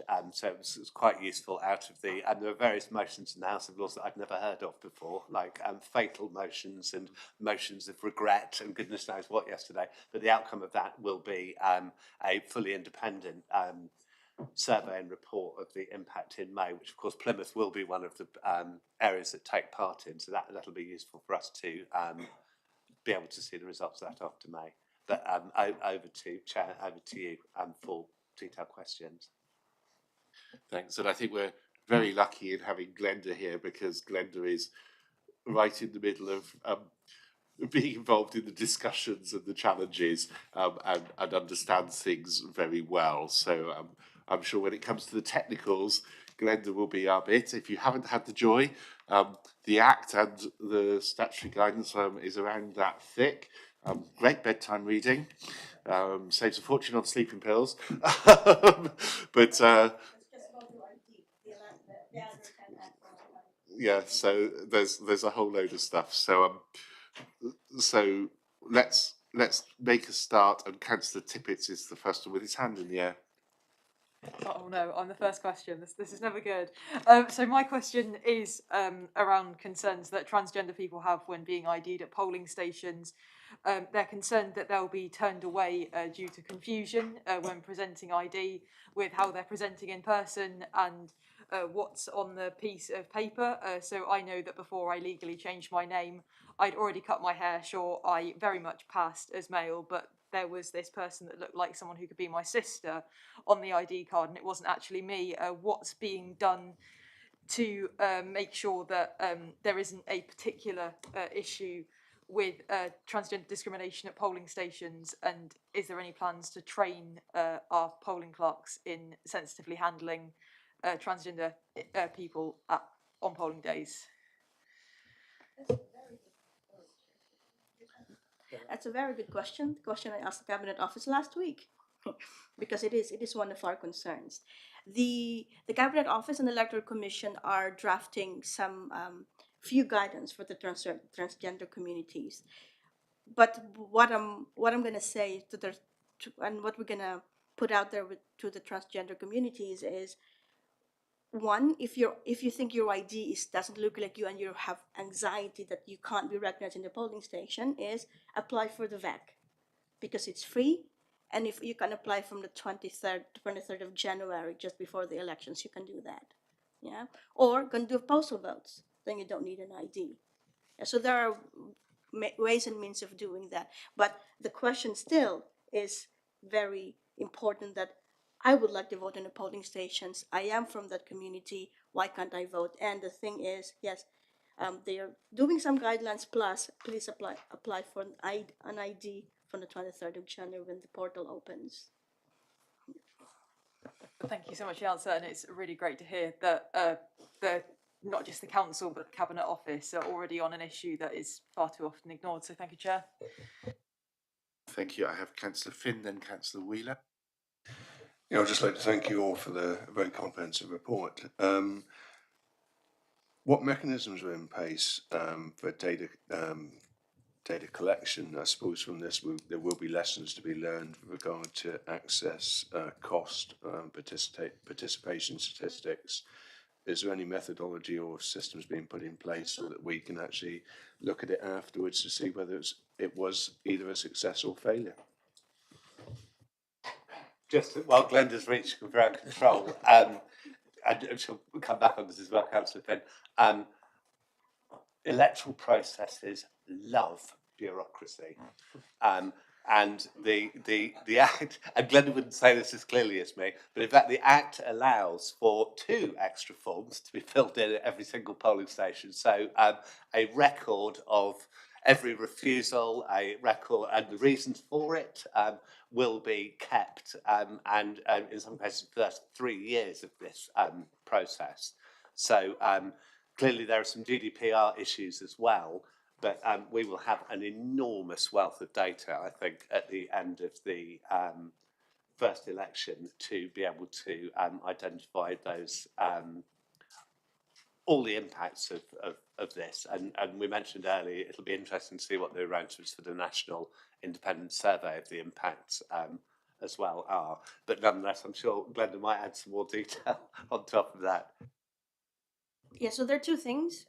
One is the impact on funding, like you asked. It's like whatever you saw the report, they're giving us 40,000 for the preparation for the VAC, and another 60,000 just for the elections. That's not just for my staffing and for my training and for added costs for my polling station. It's also for the accessibility issues inside the polling stations.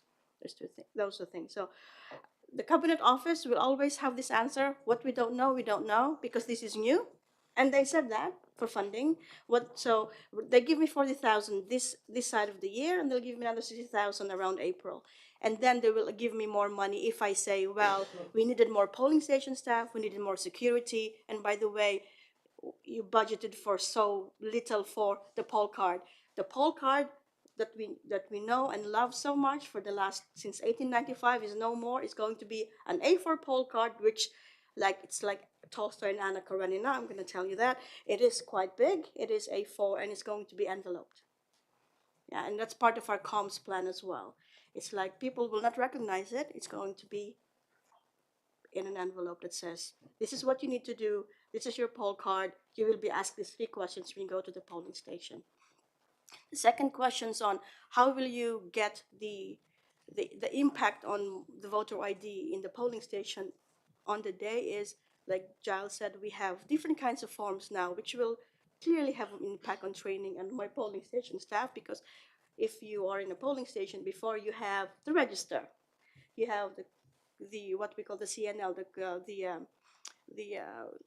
where we put just like say counselor, like what is, you confirm your name and address and give you the ballot paper, and then we'll give the ballot paper number and we'll put your elector number. That's the corresponding numbers list. So we know you voted, and then we mark the register. Then we have the ballot paper account. Now we have what we call the ballot paper refusal list, which is in the law. So if I, as a presiding officer, you come in and I'll ask you 3 questions and I'm still not satisfied, then I have to mark that form that says, I refused you because I don't think you are who you say you are in your ID. I can't recognize you. Number 2 is I think the ID is a forgery. And number 3 is the elector has refused to answer the 3 statutory question of, please confirm your name, confirm your address, and do you have a valid ID? And the Cabinet Office also has, that's forevermore, that's called the ballot paper refusal list. For the next 2 general elections, plus the local elections in between, we are asked to also have what they call a VIDEF. I haven't seen the form yet.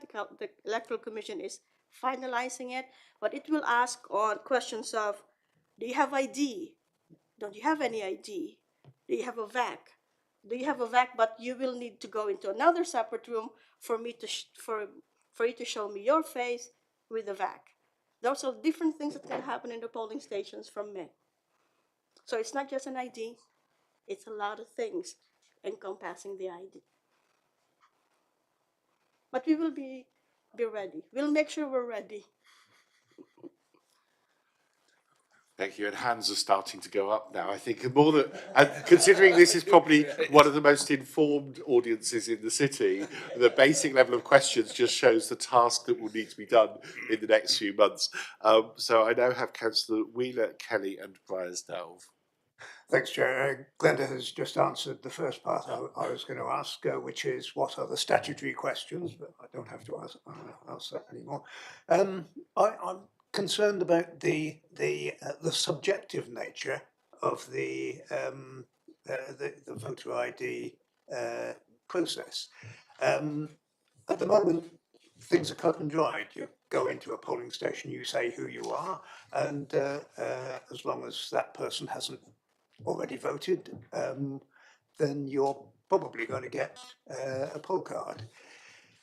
Now someone has to decide whether you look like the photo on your ID. Now, Glenda's told us, and John's as well, that applying for a postal vote is a way around this, and I'm encouraging voters in St Buda to do exactly that. But not everybody's going to do that, and not everybody's going to check that their photo ID is what they what looks like them anymore. In fact, a lot of people are just going to turn up as they did before without any voter ID, as happened in the pilots, and very few of them come back when they're turned away, which is probably, well, I could get into the intentions of the Act now, but I better stay away from that. How are decisions going to be made about, is this you? You don't look very much like, you've grown a beard since whatever. How are those decisions going to be made? And is there an appeal process on the day?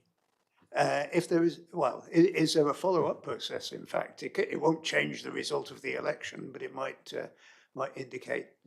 Well, would there be grounds for an appeal against the result, the declared result, if it was very close result, and 3 or 4 people said, I was refused a vote unreasonably because I do look like this. It's the subjective nature of the decision that concerns me, and the appeal process, if any. Thanks, Chair. Councillor Winder. I'll start and Glenda will finish. One thing it's probably worth noting, which I didn't say at the beginning of my introduction, is the legislation is quite interesting because local authorities have to appoint a electoral registration officer and a returning officer.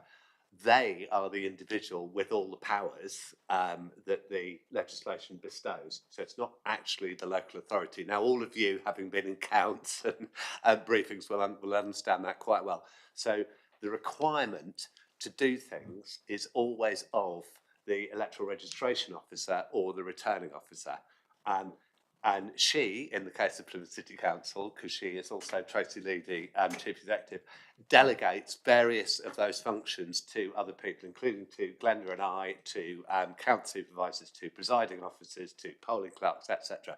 But the requirement of the legislation is of the returning officer. So actually it's the returning officer who has to be satisfied that someone's photo ID works. And it is her job to put in place a set of processes to ensure that that requirement of the law is properly resolved. It is on the day, it is her word that's final. It's a bit like a spoilt ballot paper or anything else. The returning officer has the final say. But as you know, the electoral courts and electoral petitions are all there to enable anyone who is unhappy with a decision that's made during either polling or the count to make that clear. And I think all eyes will be on what happens in May in terms of refusals, etc. So in Plymouth, and we've still, Glenda is probably a short head ahead of most people in terms of getting her head around the statutory instruments fully, but we will have a process that moves from polling clerk to presiding officer. We also have polling station inspectors, but on the day we also have the registration officer. So there will be a process that we'll put in place and train people accordingly to make sure that the decisions made on the day are as in keeping as they can be with the legislation and the will of the returning officer. So it won't just be a polling clerk say so and that's the end of it. There will be a process. But Glenda, in terms of developing that process, we're not complete yet, are we? We are not complete. We are not complete yet because we are still, would you believe, waiting for the Electoral Commission guidance on this one. But the law is very clear, and the instruments are very clear. I come in as an elector. I will be asked the three questions. Please confirm your name and your address, and do you have a valid ID? I show my ID, and if there's some use like, well, it might not look like you, the poll clerk will say. The presiding officer will have a look. They will have a decision. I will also have polling station inspectors who can be called. And then if there's still very confusion, they will call me. Yeah, they will call me or Giles or Tracy. So there are different people who can mitigate that risk. My thing, I always said it to the Cabinet Office and to the Electoral Commission, is we are thinking of this now as we always err to the giving the elector the ballot, but there's always a but and the risk, isn't there, of consistency and transparency. And that's why when we have the Strategic Elections Board and when we have the process of how we agree and don't agree with the voter ID or an ID with the voter, it will be in a process map. We will have that, and hopefully, and if you would like to see that before an election, we will gladly share it with you. But it will be in keeping with the law and how Plymouthians, and because I've worked in different local authorities, but electors in Plymouth are very, very different people when they go in the polling booth. I've never seen the different kinds of ballot, how they mark their ballot papers. I've never seen them in London. I've never seen them in the Boxon Valley. But here in Plymouth, we find them. So that is why we always say, when we make decisions how we do things, it's always in a process map and it's transparent and consistent to everything, to everybody. Thank you. Councillor Kelly. Thank you, Chair. Two questions. First one, it says about the gender of the staff manning the polling offices, and it's not mandatory, but are you able to say that you would be looking at a variety to mitigate any appeals or issues? And the second question is more sort of in keeping with what Councillor Wheeler said. It's a little bit like VAR. You're going to have an election. We know in certain wards, namely perhaps Drake, where it has been down to a handful of votes, whether someone has been successful or not, that there could well be, and I'm sure you will prepare as well, there could well be people that go out and say, I was refused a vote. If there's a massive majority, apart from the democratic principle, it's not going to change the result. But in smaller, tighter wards, if it came down to a handful of votes, it could be the difference between someone being elected or not elected. And although you touched on it, is it going to be very much that if I came in to cast my vote, gave my ID, answered the questions, but for whatever reason the person was not allowing me to vote, are you going to be saying you the presiding officer, needs to phone somebody and they will be mobile to come out and check? Because clearly once that person, if you're waiting for an hour or 2 hours, at principle you might come back, but equally you can see the press, can't you, that I was denied my right to vote, and depend upon what the ID is, if it's subjective, as George has said, and it would cast doubts. And when one person comes forward, you might find that it opens up an avalanche of people that are sharing the similar experience, and then the integrity of any result would then be undermined. So I just wondered what thoughts and processes you've got in mind to counteract that. And my first question about the gender-based. The first one on the gender-based, we will. I don't know if you're aware that across the nation, we have when we ask for to employ presiding officers and poll clerks, we need 111 presiding officers, we need 240 poll clerks. Sometimes there's not a lot, so there is this sometimes that we can only have. That's the risk, isn't it? There's a risk of we can't have a male and a female inside the polling stations. The way that we can mitigate that is we have a roving polling station inspectors. that will be, if we have 60-40 perhaps in a poll in perhaps in Mudley or in Compton perhaps, then we will have 60-40 of female and male. We will have 2 roving presiding officer, polling station inspectors, that are male and female as well, that can go in that ward. The reason why we have it warded now is so that the polling station inspectors will be there in 5-10 minutes, not 1 hour anymore like previously, kind of thing. With the voter ID, that is very subjective, and I'm gonna smile on this one, and it's that is a question we've asked because it is subjective. It is very, very subjective. But hopefully with the process map or the training that we're gonna have with our polling station staff is one, like I said, is air to the thinking of that we are to the allowing of the ballot. Yeah, because we are not CIA, and we are not Home Office, and we are not the police. The law is very clear. We are electoral administrators. We administer elections. If there's any questions, then there are, like we said before, there are 3-4 tiers of can we allow it or we can't allow it kind of thinking. And the question of it might take an hour, it's not going to take an hour anymore, because I would like to welcome you in our tactical command center in our elections for the last 2 years, that we have mobile presiding officers, we have mobile polling station inspectors, and we have a tactical command center that will answer that question in the next 30 seconds, and they will be there. Okay, thank you. Councillor Blaisdell. Thank you. I wanted to expand on Councillor Kelly's point and present a bit of a hypothetical situation. So if, despite the hardworking efforts of council officers, we're completely swamped with applications for ID and it's tricky to get the communications out about the changing expectations, let's say that come May there's a lower turnout and several wards have very marginal majorities, like, as Councillor Kelly said, we had in Drake, and like we had in Southway last year, and perhaps those majorities are smaller than the number of people turned away by those respective wards.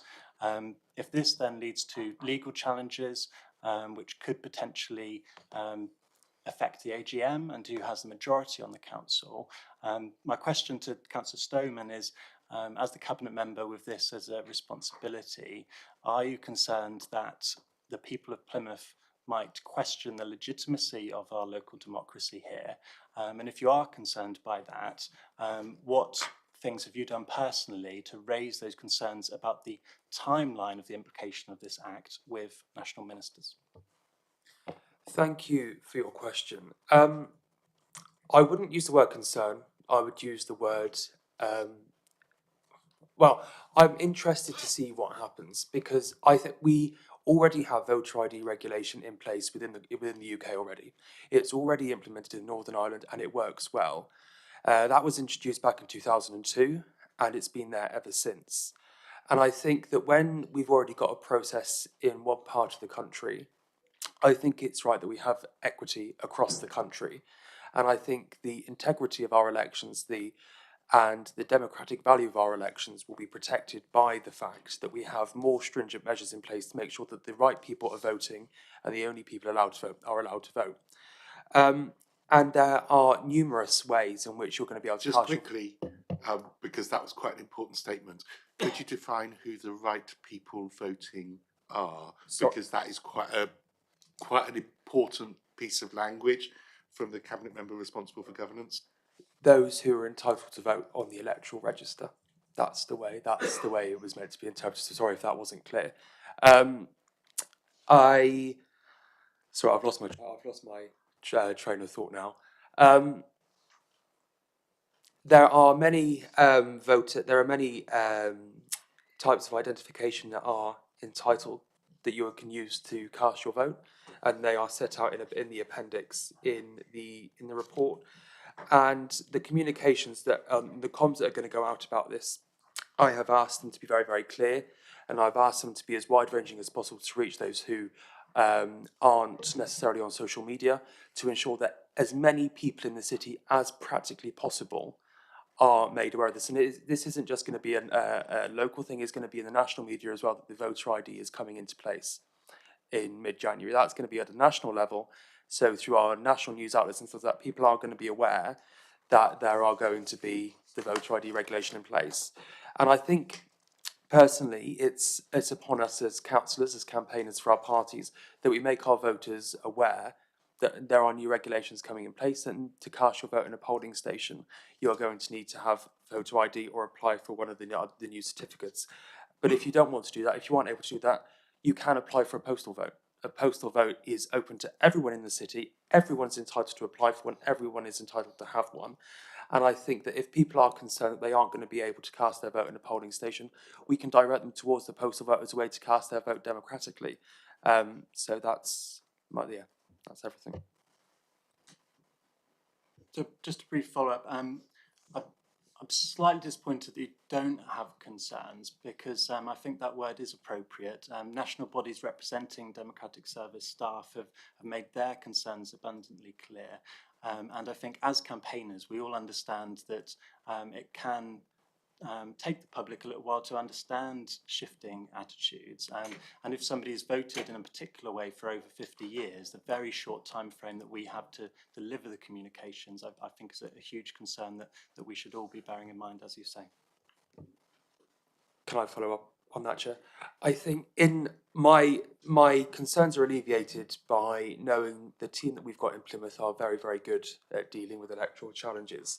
So that's why in the case of Plymouth in particular, I'm not concerned about the communication, the implementation of it in Plymouth, because I know how hard our teams work and how well they work in order to ensure that everyone can cast their vote in whichever way they want to, either in a ballot, either proxy, or in a postal vote, or in the polling station on election day. Chair, could I make a very brief? It's an addendum to the answer, not part of the answer. And I think it's very important because you are all candidates, agents, and participants in this process. I think in the lead up to May, I think it's very important, and I know that Tracy is electoral registration and returning officer would want us to say this, that we stay in liaison with all our councillors, but also our agents and other stakeholders in this, because I think, as the chair's already pointed out, you are experts. This isn't one of those areas where the officers hold all the knowledge and the politicians are out there, that you understand how this works. And we will definitely want to test, as Glenn has suggested, quite a few of our processes and assumptions more broadly with you. I mean, I think we've found out over the last 5 years that liaising with key stakeholders in the electoral process, such as candidates and agents, has been immensely useful to us in terms of improving our approach to our guidelines, and we'll very definitely be doing that. And the risk factors, I think they're going to emerge as we get more information, where for example, which demographic groups. It's very interesting. In the past, we found that service personnel are quite hard to reach in terms of registration. Well, guess what? In terms of ID, they're really easy because their warrant card allows them access to it. So there are some slight differences from our normal, from the groups that sometimes we've had to work the hardest with in the past. Some of them are exactly the same. There'll be a huge amount of learning, I think, for all of us over that period. And as we identify those key risks, I think we'll be focusing a lot of our time on mitigating where we see they are, if you see what I mean. So we will be reliant, I think, on a great deal of liaison with other people who are out there, and your experiences from canvassing, etc. We're already hearing that the level of knowledge about this in the population is very low. In a way, that's not too surprising because the publicity hasn't kicked in yet, probably quite rightly, well, not least because the statutory instruments haven't been laid until pretty recently. But will be, I mean, you are extremely useful as our eyes and ears on the ground, and this certainly won't be the last you've heard of this in terms of mitigating the risks and working towards making a success of the local elections in May. Councillor Churchill, then Councillor Kelly.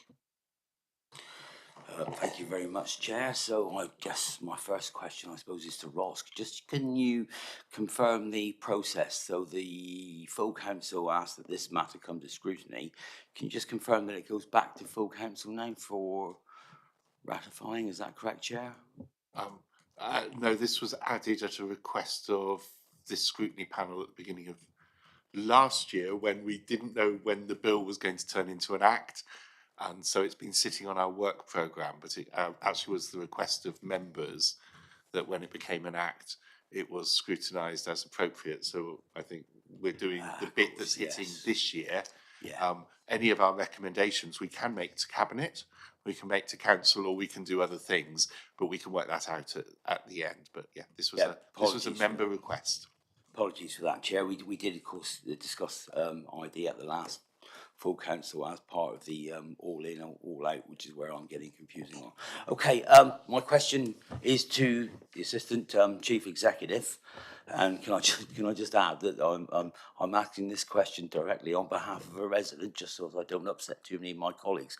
It is very important that the council leads by example, and I'm not sure if when the last time that you scrolled down the photographs of councillors on the website, my resident feels that several in particular, no names mentioned, could be up to 30 years out of date.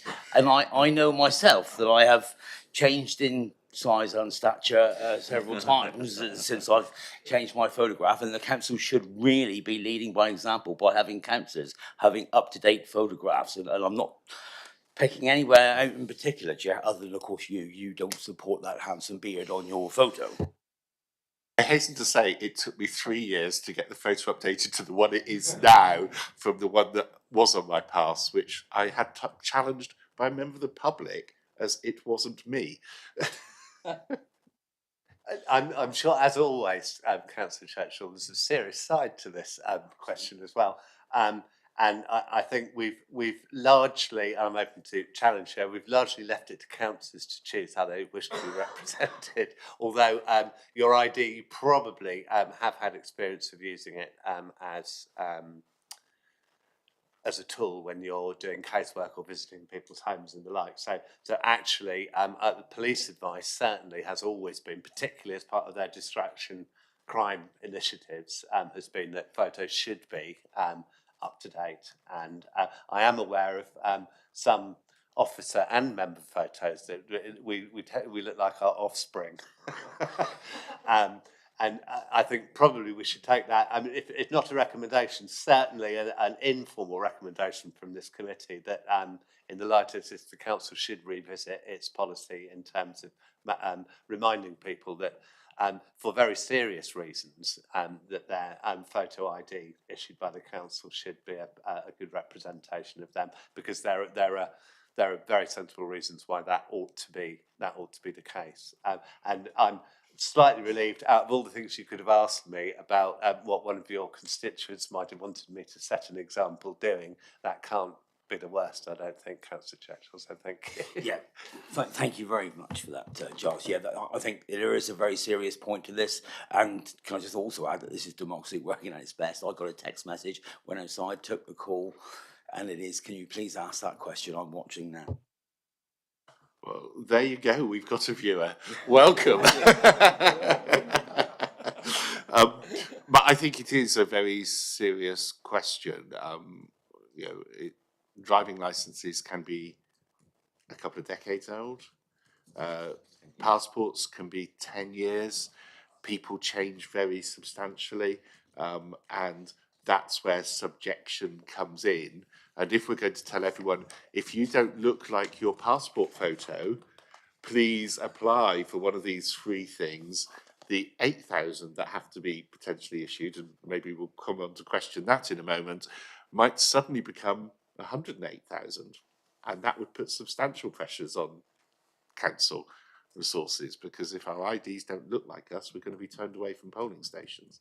So I think there are some very serious bits about what ID photos look like that we do need to come to. Councillor Kelly.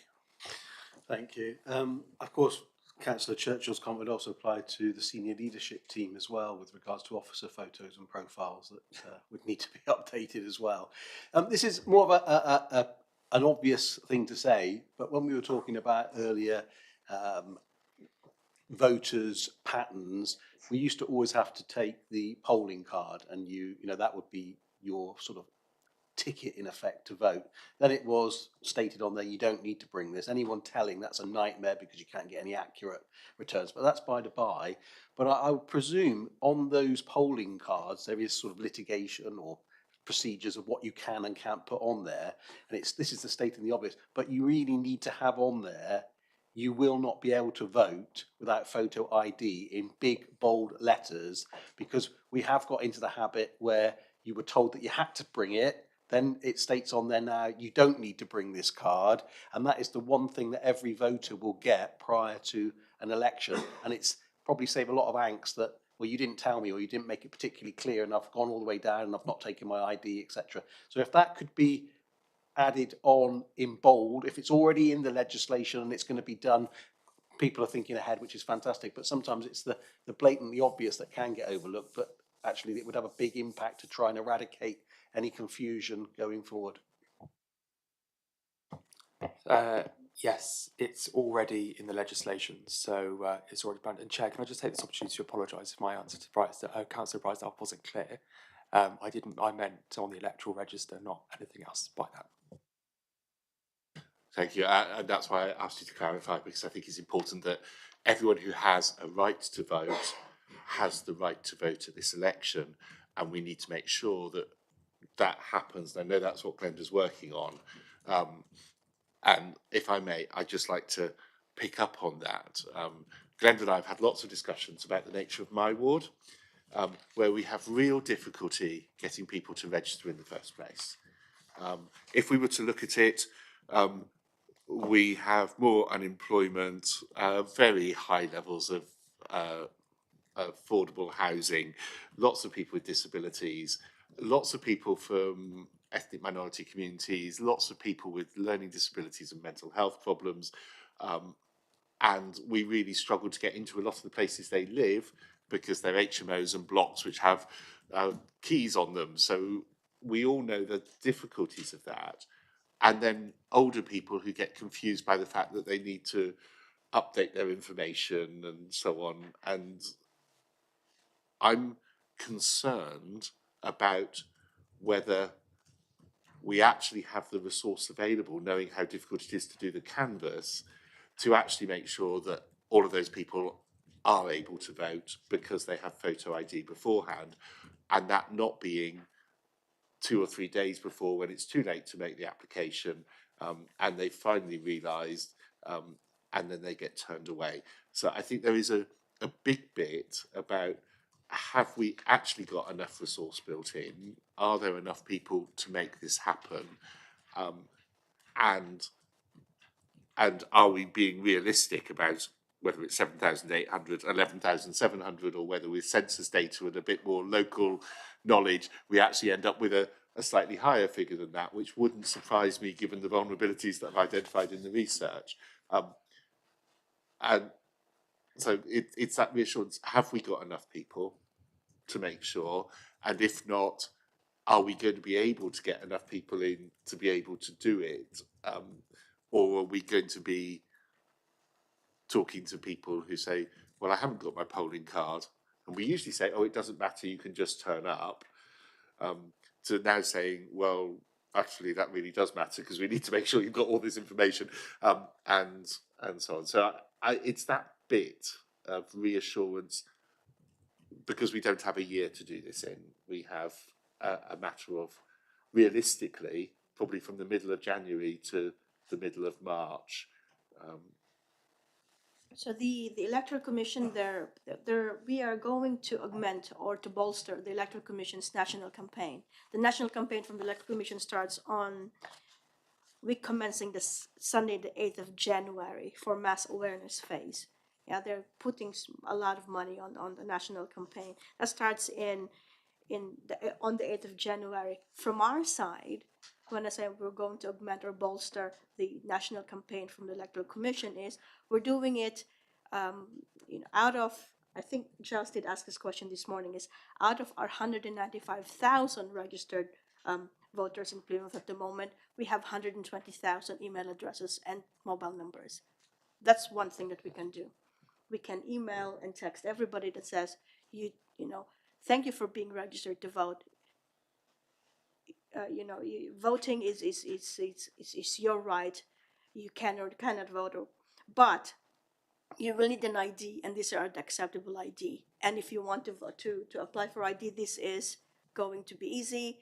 It'll take, I think, 6 minutes because they have to upload their photos, and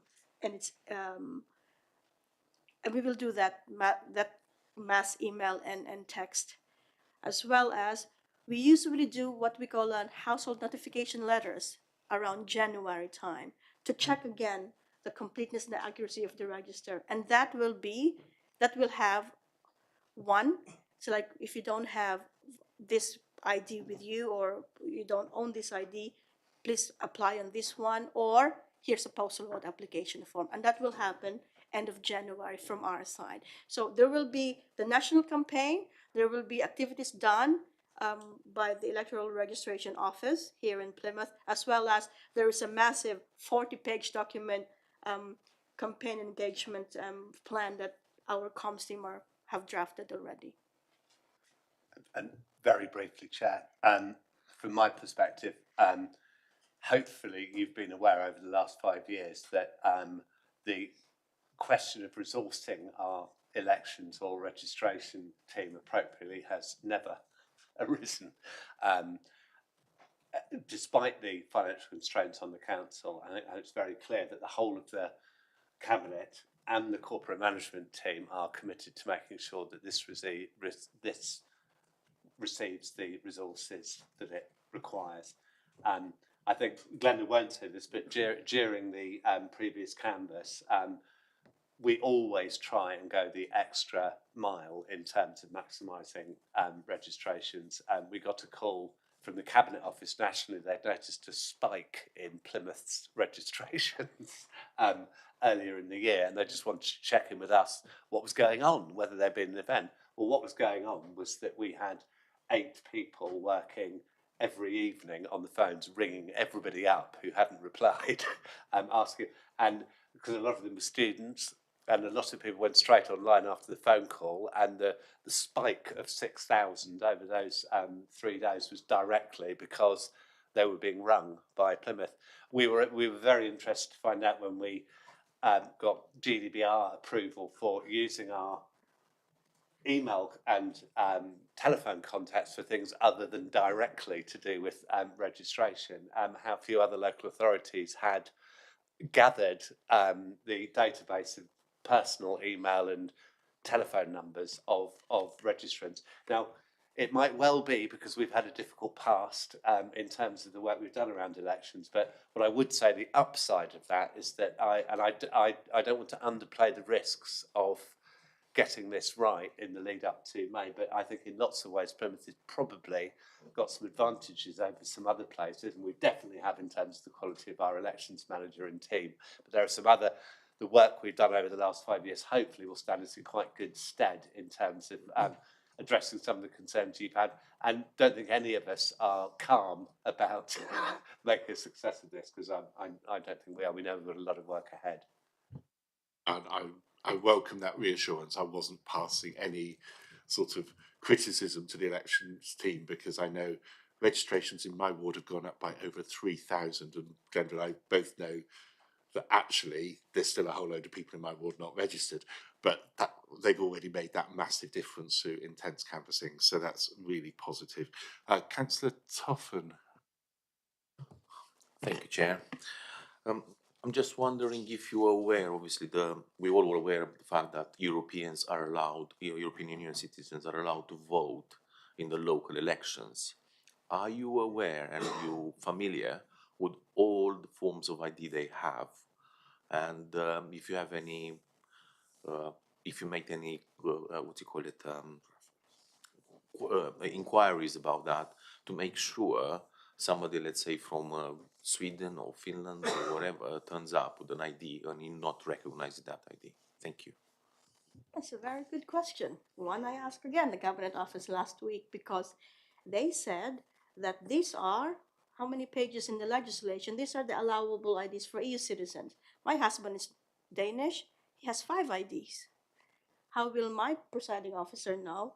Is that a valid ID? Because we've never looked at any Danish IDs at all, right? But the Electoral Commission promised, I think Giles alluded to that from the very beginning, promised that they will have a picture of all European IDs that will be allowed for us to download and give to our polling station staff on election day. That's what they promised. Thank you, Chair. Councillor Tippett. So my question is with my corporate parent hat on. I was wondering if it was possible to make a recommendation to this committee to get it looked into to see whether we could, under the Care Leavers Covenant, make sure that we can get our care experienced young people appropriate ID so they can vote. This is something that usually someone's parent might help them with, but of course, for our care experienced young people, we are that corporate parent role. So how possible would it be? Because I know that they would be a group more likely to not have the appropriate ID to vote on election day.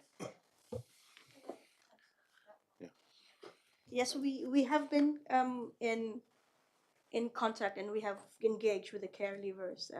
One, we are not just talking to them for them to be registered to vote and the new VAC and the new ID protocol that's coming in place. We are also liaising with them for us to have them to work with us at elections for the first time next year. Great, well that's good news. And just thinking about people missing, I know when we canvass, our homeless people's units have almost no registrations, yet people are living in them for months. So that would seem to indicate that we might have under registration in a lot of the people that Community Connections are working with. I just wonder whether it's worth talking to them not only about registration but also ID, because that will be a community who lack ID and will possibly not pick up on any of the other messaging. I think, Chair, we'd welcome a recommendation that involved us identifying how we could absolutely maximise. And I think the point is quite correct. It's the sort of thing that parents help with, isn't it? And therefore, it's the sort of thing I think the council should look at every possible way of maximising that opportunity. Thank you. I've got that on my list. Councillor Lowry. Questions for Councillor Stoneman in respect of the finance, as you'd expect me to ask. What expenditure to date has the department had in respect to this? What have you continged for the rest of this financial year? What have you included in both the risk register and next year's budget in respect of this? And what do you envisage to be the overall cost to the local authority in respect of this? I note it does say the burden will be covered by the taxpayer stroke national government, but I can assure you the money you get in respect to the money you spend will not match. I am going to have to apologise and say that I don't know. I don't know if Glenda or Giles can't answer, I will get back to you and the committee in writing with the information. Will allow Councillor Stoneman to do exactly that, because it is important that Cabinet members are aware of the cost of the implications of new policies that impact the Council. Because whilst this document says that there will be a reimbursement to us, I can assure you, as I've already said, it will be nothing like the true cost. So we're going to have to end up buying new porta cabins and all sorts of stuff to cover this. That will not be covered by the costs we can get back from national government, as much as we'd love it to be, but it won't be. We know that because we've been here before. But so perhaps on a separate occasion, an addendum to this report be issued, setting out the full cost to the council and what they envisage on the return from national government and the implications to both our risk register and next year's budget, please. Chair, once again, we'd welcome that. And 2 quick points. Number one, the additional burdens appendix to the report. I mean, we received that, I think, the week before last. We still actually don't have the formula yet used. I was fascinated to see what our allocation was and compare it with other people's. It looked interesting. We know it's based on previous claims and other data that have been received from local authorities. And I think the other thing, I think you're aware of this, Councillor Lavery, from your previous roles, is that we're very lucky in that Glenda is a very effective at making sure that the to the highest degree the council's expenditure, particularly in terms of general elections, is properly recovered from the Cabinet Office, and we keep extremely accurate financial records. I hope also that our investment in previous years, for example, in our as you've probably seen, our polling booths in stations, etc., the fact that they're already DDA compliant, and the most recent polling station review. This is probably in terms of the other elements of the Act that are to be implemented throughout 2023, but hopefully, given we've looked at DDA compliance in polling stations for some years now, so I'm hoping that some of the requirements in the Act have already been covered by our existing assets, but we'd welcome that recommendation from Councillor Larry. Thank you, and it'll be interesting to see the formula, because if, for example, the methodology for by-election costs, which assumes 5,000 electors in a ward, is clearly wrong for, I think, every ward in Plymouth, including the smallest. So the next two by-elections that we've got coming up, the costs wouldn't be properly covered by this, because they've assumed a methodology that is wrong. So let's have a look at that methodology, I think, as well, because it's important that we get that right. So, and that's just to prove that we do read the papers. The methodology, they have a formula, but they won't share it with us yet. They said they'll share it after the end of this year. Because it's like, how come I get 40,000 and London get 18,000 and the Isle of Scilly gets £564? Yeah, that kind of thinking. But the question or the query of Councillor Law is like, how much of the additional burdens. The Cabinet Office, and I know I'm going to say this with the utmost respect for them, is they will give money, they will expect us to spend money, but they will not give us enough money. However, what they have put in here is what they call the justification-led bid, which means Glenda will have to trawl through 60 documents and fill in 120 documents for me to get another 20,000 by January.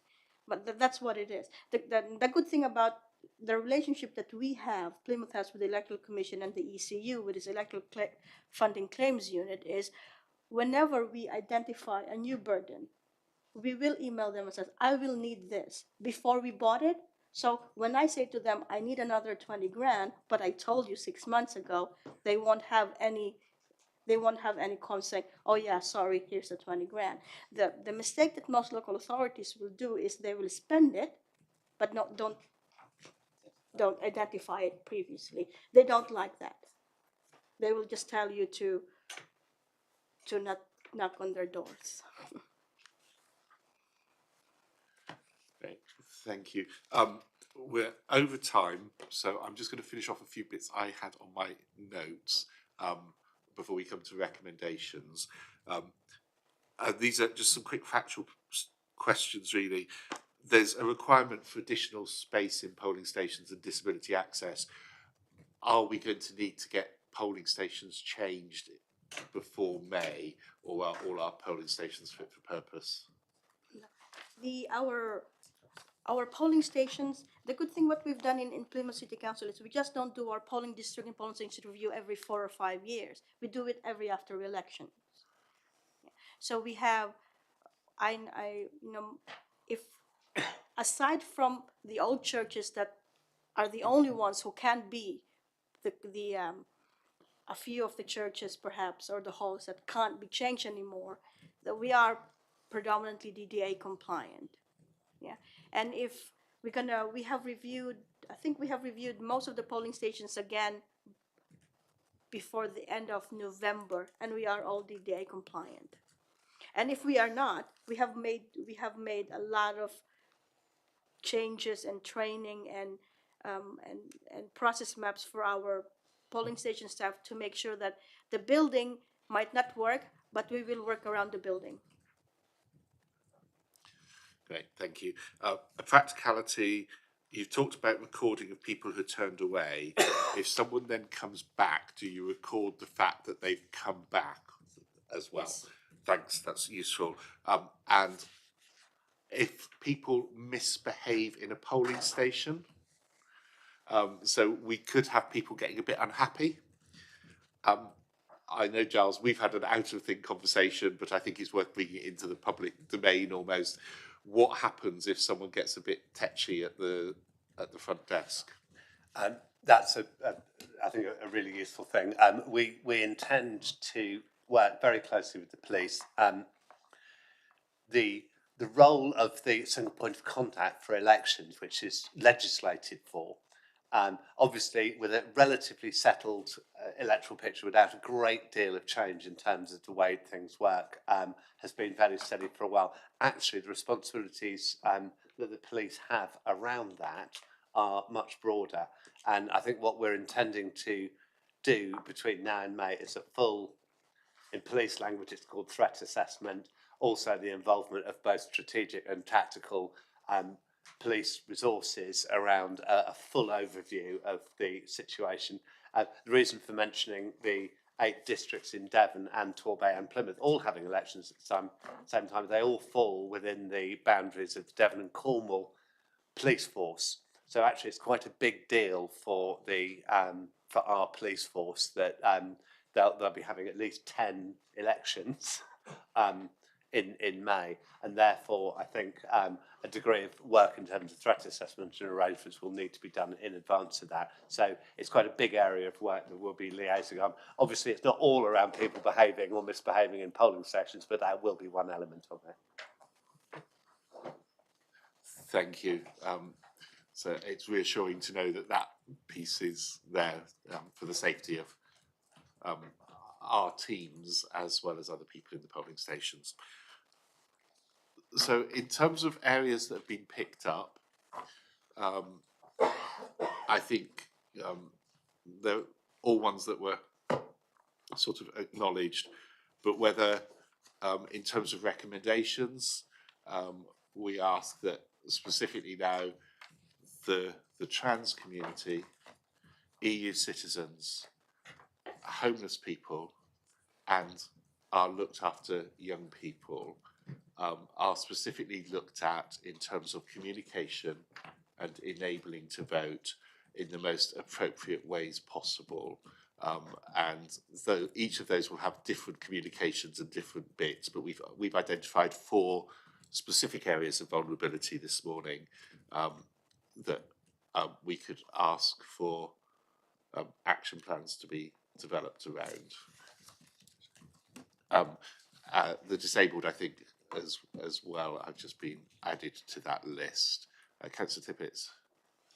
Just want to make sure on the recommendation, the specific points included about making sure that care experienced young people are even as far as if it's possible to give them the funding to get the appropriate ID. I think that is not for here. That would be for children, young peoples, or anything else. What we can ask is appropriate identification.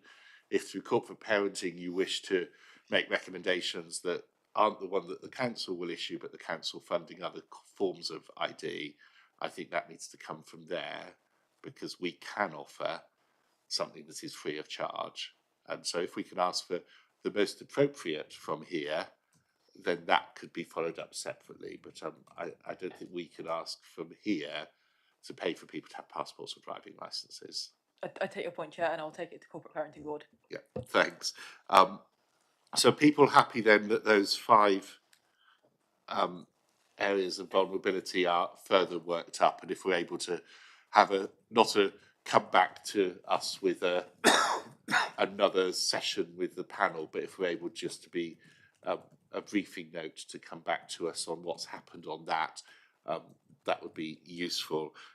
I think in terms of the panel, we've already heard there are a whole load of next steps post-May, and as well as knowing what happened at this election. So if we're able in maybe the autumn of next year to look at as a panel a review for what happened at this year's next year's elections, the true costs and what the government's given us to see what the financial implications are to the council of these new burdens, and also what all those new next steps around how you can malign other candidates, what postal vote changes are happening, what proxy vote changes are happening, and all the rest can be looked at. I think autumn next year is probably a good time for that. So with those two sets of recommendations, and an update on and a recommendation that in true spirit of leadership, we will make sure, or we will ask for updated photographs for councillors and officers to ensure that our own IDs and website photos are appropriate. People happy with those as a set of recommendations? Yeah, the next municipal year review to include both true costs and what the government has paid us. But for this next set of elections.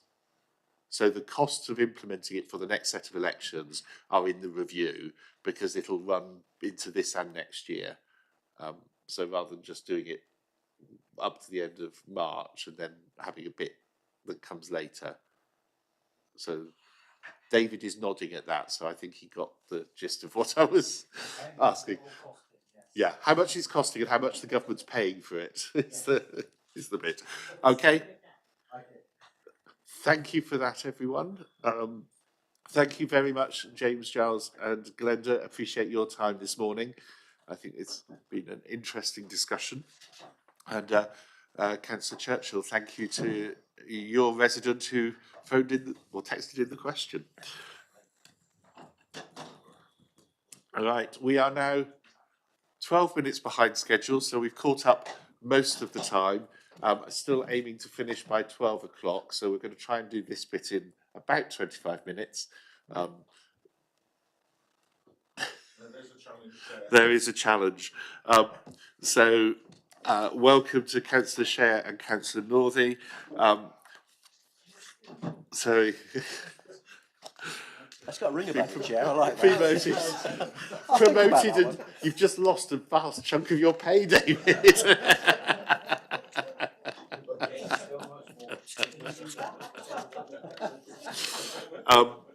Welcome both of you. So as we come on, the particular bit we're looking at here, we have the month 8 monitoring report. And the exam question for this session is, how are we closing the gap? Because even at the month 8 report, we still have over £4 million of gap. And so as the finance scrutiny, the exam question is how we're closing the gap. So you knew that question was coming, Councillor Shea. We were nice. It's not a blind exam paper. So over to you for the answer.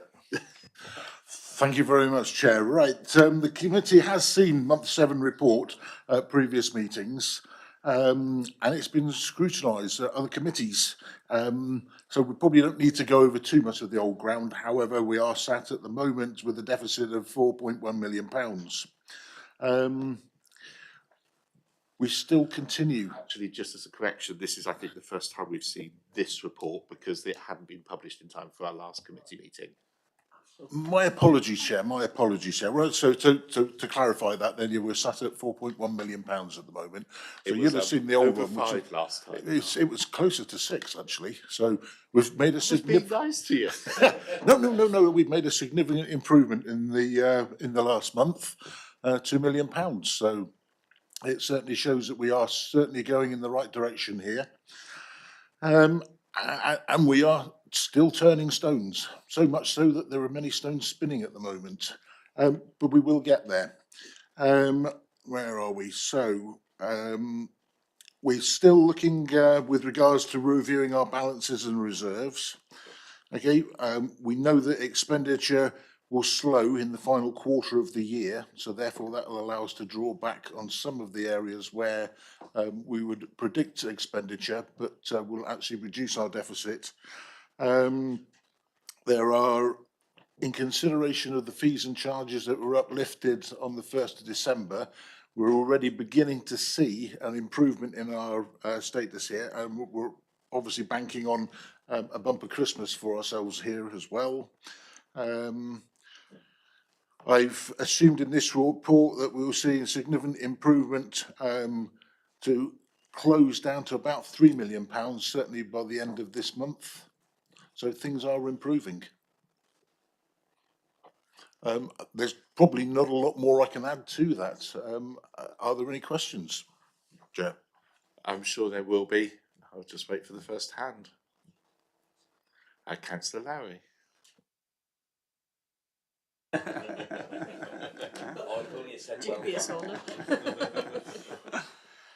I'm just a little bit nervous about using the conversation, using the language reserves and working balances. You know, I and many others have gone through both the reserves in detail and the working balances that are at a minimum of, what, 8.5 million at the moment. And I know you're already planning to spend some, you've already previously identified that. Kind of give us an indication as to where you think we might be, because obviously we could close the gap immediately by using our outstanding working balances, but that would be a very foolhardy thing to do, because then we'd have pretty much nothing left in contingency in the case of an emergency, which would be incredibly inappropriate. So I'm kind of reluctant to hear the language being used about reserves and working balances. So can you please give us some assurances as to what that might mean in reality? Not just generality, reality, okay? How much are you thinking about here? Yeah, it's not my intention to dip into reserves. It is my intention to look very closely at the working balances and to glean as much savings as I possibly can out of those areas. And we know that they'll be achieved over the coming months. Sorry, Mark, working balances and reserves are two different things. You can't glean anything out of the working balance. It is what it is. You can glean something out of the reserves. So if you're going to play with the reserves, that's fair enough. But the balances is the balance.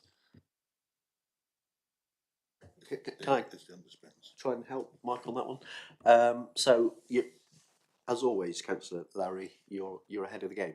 So let's be clear. We have the working balance, which is what we colloquially call the rainy day fund, and it stands at 8.4 million, and that is currently about 4% of our net budget, and the industry standard says it should be hovering around 5%.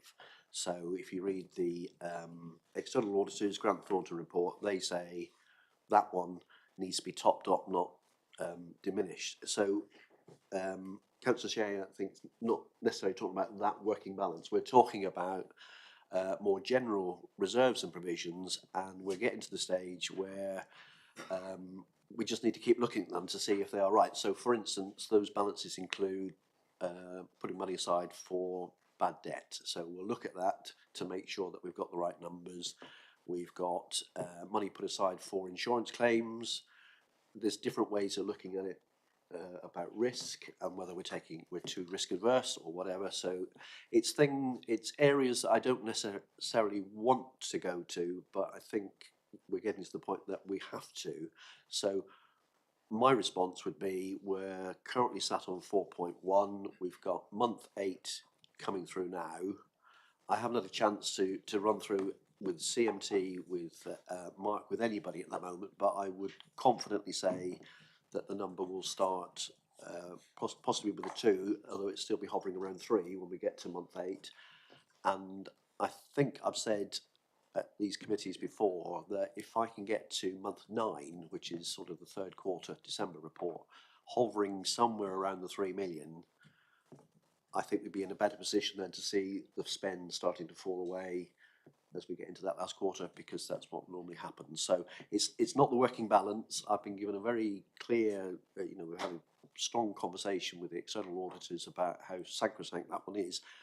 That said, if we get to the 31st of March and we haven't managed to close the gap entirely, that is what that balance is there for.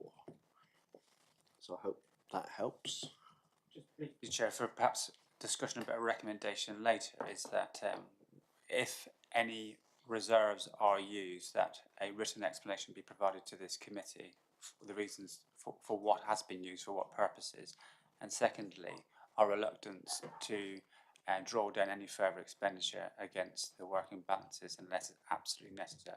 We can't say no because it's not in our gift to do so, but but express our concerns, Chair. Thank you. Chair, if I may respond to that? Yeah, we know what the SIPFA guidance is here, and we are under the SIPFA recommendation for this, and it's certainly not my intention to further challenge that 4%. I would rather it be 5% or above. Thank you. Councillor Kelly. Thank you, Chair. I've got a couple of questions. We know it's a legal obligation that you've got to balance the books, and we know that you will balance the books. It's just the methodology of where you go to get it. And you know, having been there, and I know Councillor Lowry's got experience too. Put it crudely, you can fudge it, or you can do it in a very pragmatic, proper accounting way, but you will balance the books. That isn't the issue. So I'm a little bit concerned about the 5%, because we've had debates in the past where was 5% the correct amount of money? Was it too much? Was it too little? What should be done? And can you just forgive my memory, but I thought there was a proposal not that long ago to actually delay topping up that balance because of the severe financial implications that was put forward, I think, in the alternative budget. So that's the first question. The second question that I'm probably more concerned about is when you say expenditure, Councillor Sayre, should drop because we're coming to the end of the year. I'm a little bit perplexed at that, because surely the modelling, you would have looked at the month spend, and you're projecting an overspend now against where it is, and therefore what you're projecting further forward would have already been taken into account. And the concern that I've got is, clearly on here it states about energy costs. We are now in December, we'll be coming into January and February. Unless you know something that I don't know, I would imagine that energy costs will increase massively. We've also seen some quite adverse comments and consequences with regards to the lack of gritting in the last couple of days. We've got a weather warning now. I would hazard a guess that before the winter's over, we'll have some more inclement and harsh weather, which in turn, I don't know what stockpiles of grit you've got and salt and other bits, but there will be unforeseen things that will actually potentially increase expenditure in certain areas.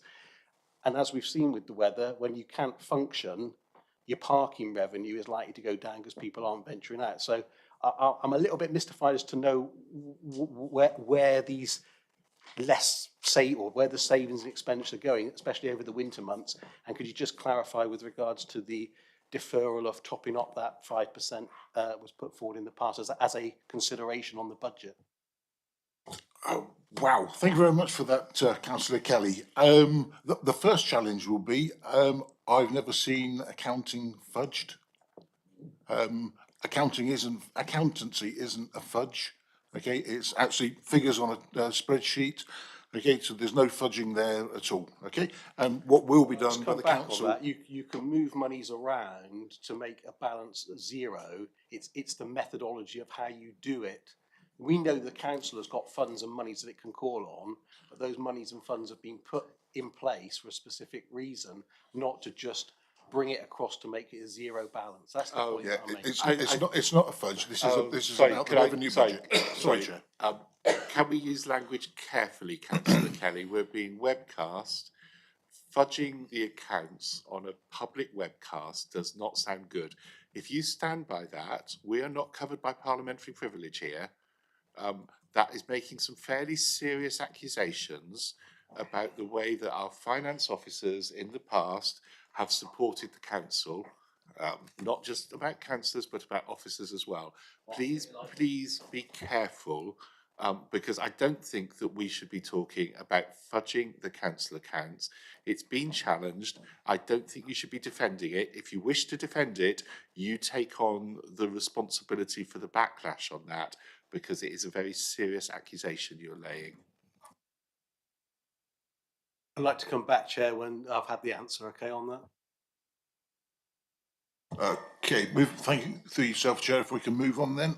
So, talking about energy predictions there, the energy usage over the next few months has been predicted based upon average weather. So this cold snap is something that we have considered and is well within the figures that we've looked at. It'd be nice not to have a cold snap and then we could draw down even more money in filling the deficit, but we are where we are at the moment. Excuse me. With regards to gritting, I can't comment on the gritting. I've not delved that deep into it. I believe that the gritting lorries are out, have been out numerous times on numerous days in accordance with their predictions on the weather forecasts, and they've done a good job.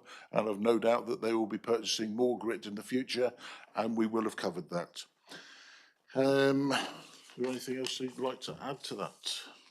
Yeah, if I may, through you, Chair, just add a few things to that. We did put in an overspend forecast for energy early on in the year when things started to go where they were going, and we've still got 3.3 million in the numbers, and that is part of the current gap, so that's accounted for. We're still working through the latest forecasts from our external advisors. I was ever hopeful that we might be able to show an upturn and favourable position given government support, but it doesn't look as if that's going to happen. So that, I think, is already covered. In terms of, yes, we do forecast out to the end of year, of course we do, but as you might do with a personal budget, as you get closer to the end of the financial year, those forecasts, instead of being at the start of the year for 12 months, are now for 3 months, 2 months and 1 month, so the accuracy necessarily increases. So spend does fall away because we all say we'll hold as much as we can into the next financial year. But for instance, a forecast on what adult social care will do as we go through the winter peak, and the funding that comes in is a fine balance, but I'm fairly confident that if you look back over recent history, you will see that the costs do start to fall away as we approach March. Thank you. Thank you. So with regards to the comment that you picked up on, Chair, and others have said, I'll apologise if that caused any offence, but with regards to accountancy and a balance sheet, clearly pots of money can be moved around. And the very serious point that I'm trying to make here is that the council will balance its books. It's how it goes about doing that I, in this scrutiny panel, as an ex-leader and finance cabinet member, are very, very keen to see how it's done. That's the point that I'm making. Councillor Larry asked for a recommendation to be put that any use of reserves or transfer between reserves was explicitly sent to us as a briefing note, and that's a recommendation we'll be voting on later. Now, that is exactly what you've just said, but worded in explicit ways so we understand any movement of funds. Could I also ask for the answer with regards to the deferral of topping up the balances that was put forward? Where are we with that then? I'll take that one if you like, Chair. Yes, so the original budget for the current year did say that we would put £350,000 back into our working balance. That's an ongoing process that we've had for a couple of years when we've been listening to our external auditors about trying to get the funds up.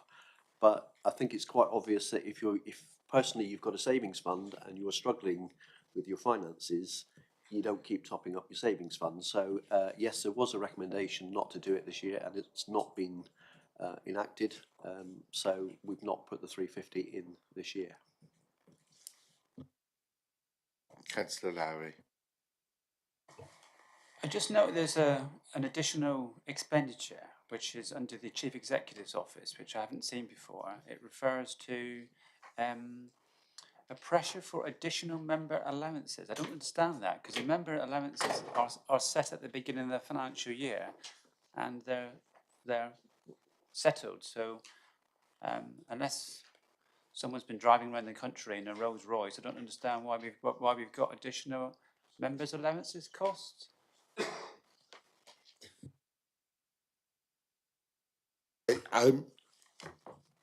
Well spotted. Thank you very much, Councillor Lowry. I will come back with a written answer on that one. I know it's a contentious issue at present. It's just normally static. I'm surprised it's gone up. Yeah, I'm surprised it's gone up as well. Thank you.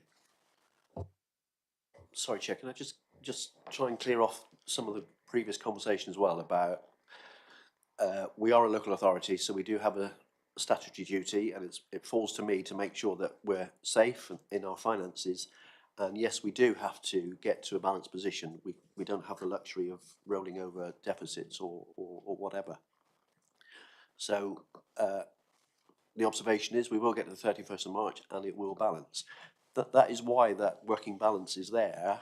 And so if we were to say today, I can't do anything more with the 4 million gap, that would be the first call on that £8.4 million balance. So of course it will balance because it has to. What I'm saying is I'm going to keep chipping away at everything to make sure that we don't need to do that. But that is the last resort, Councillor Kelly, if that helps.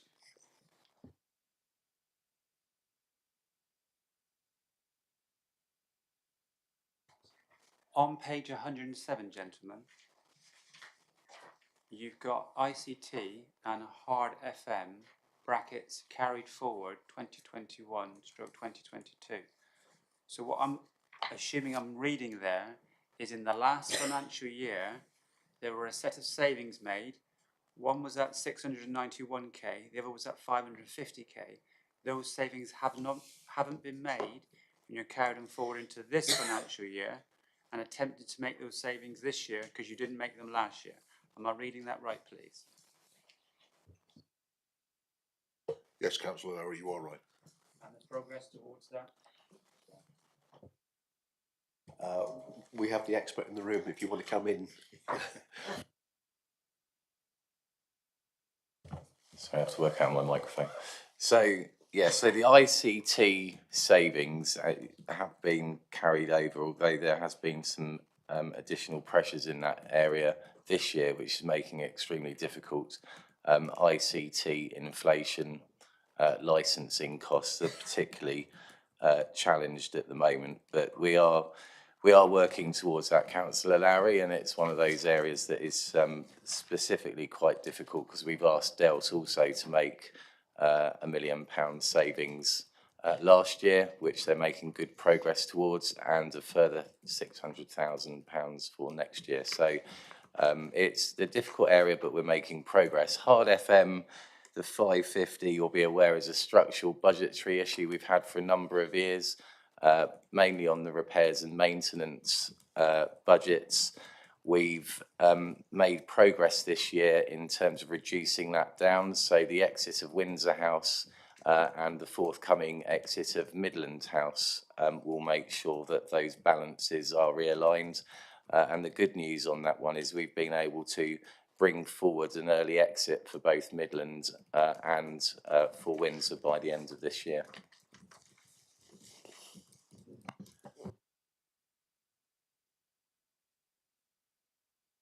Okay, thank you.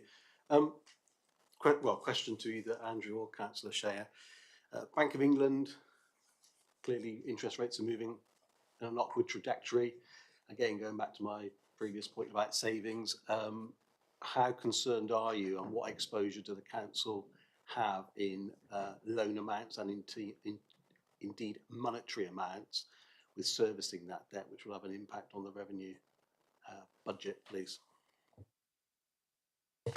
Without going into too many details, obviously we've got very active treasury management currently underway, and at present I'm satisfied that we are making best efforts and best effects on managing our debt correctly. Could you perhaps give some quantification to that then, please? Yeah, it's treasury management. It's not really for this committee, through yourself, Chair, is that correct? I think the outcomes of Treasury Management are reported in here.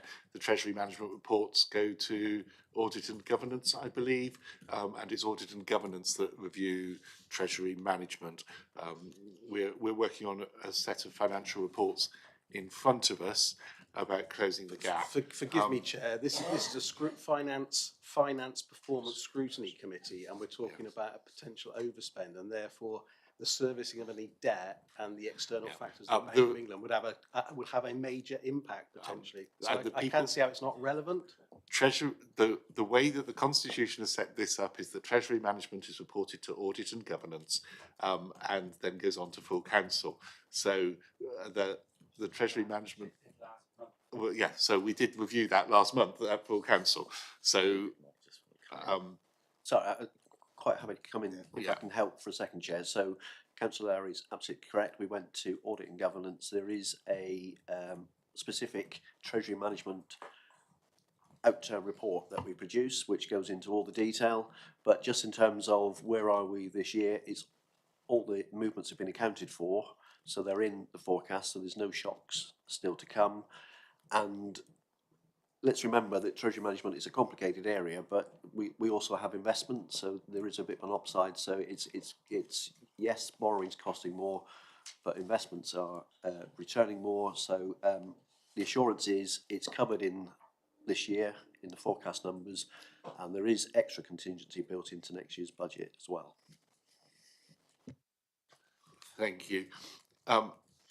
In terms of the supplement pack page 3 on closing the gap, I'm surprised that there isn't another bullet point there which says bring forward savings.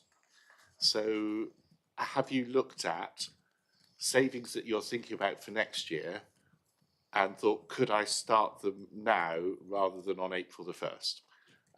Because I think you should be reviewing all of the savings that you're proposing to see which ones you might be able to bring in earlier and help this year.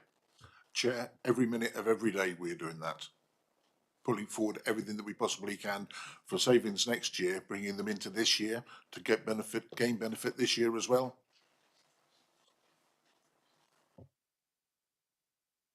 Can I just also comment on that one? So the challenge with some of the savings plans where they require organisational change is the proposals are still proposals until they go forward to full council for approval in February as part of the budget. I'm aware of that, Andy, but I'm not sure that not every single saving in the savings plan is a structural saving, because if they are, you're going to have a massive task to get them all enacted by April the 1st. So it was just I'm surprised it's not there comment, because I would hope that you are actively reviewing future savings, and I'm watching time. The other bit is that although we've got bad debt, we also have a massive amount, I know from previous looking at the fine detail, of housing benefit overpayment, which isn't really bad debt. It's that we've paid people too much and now need to recover it. I wondered what the opportunities are for Invest to Save to recover some of that, I think £8 million from memory.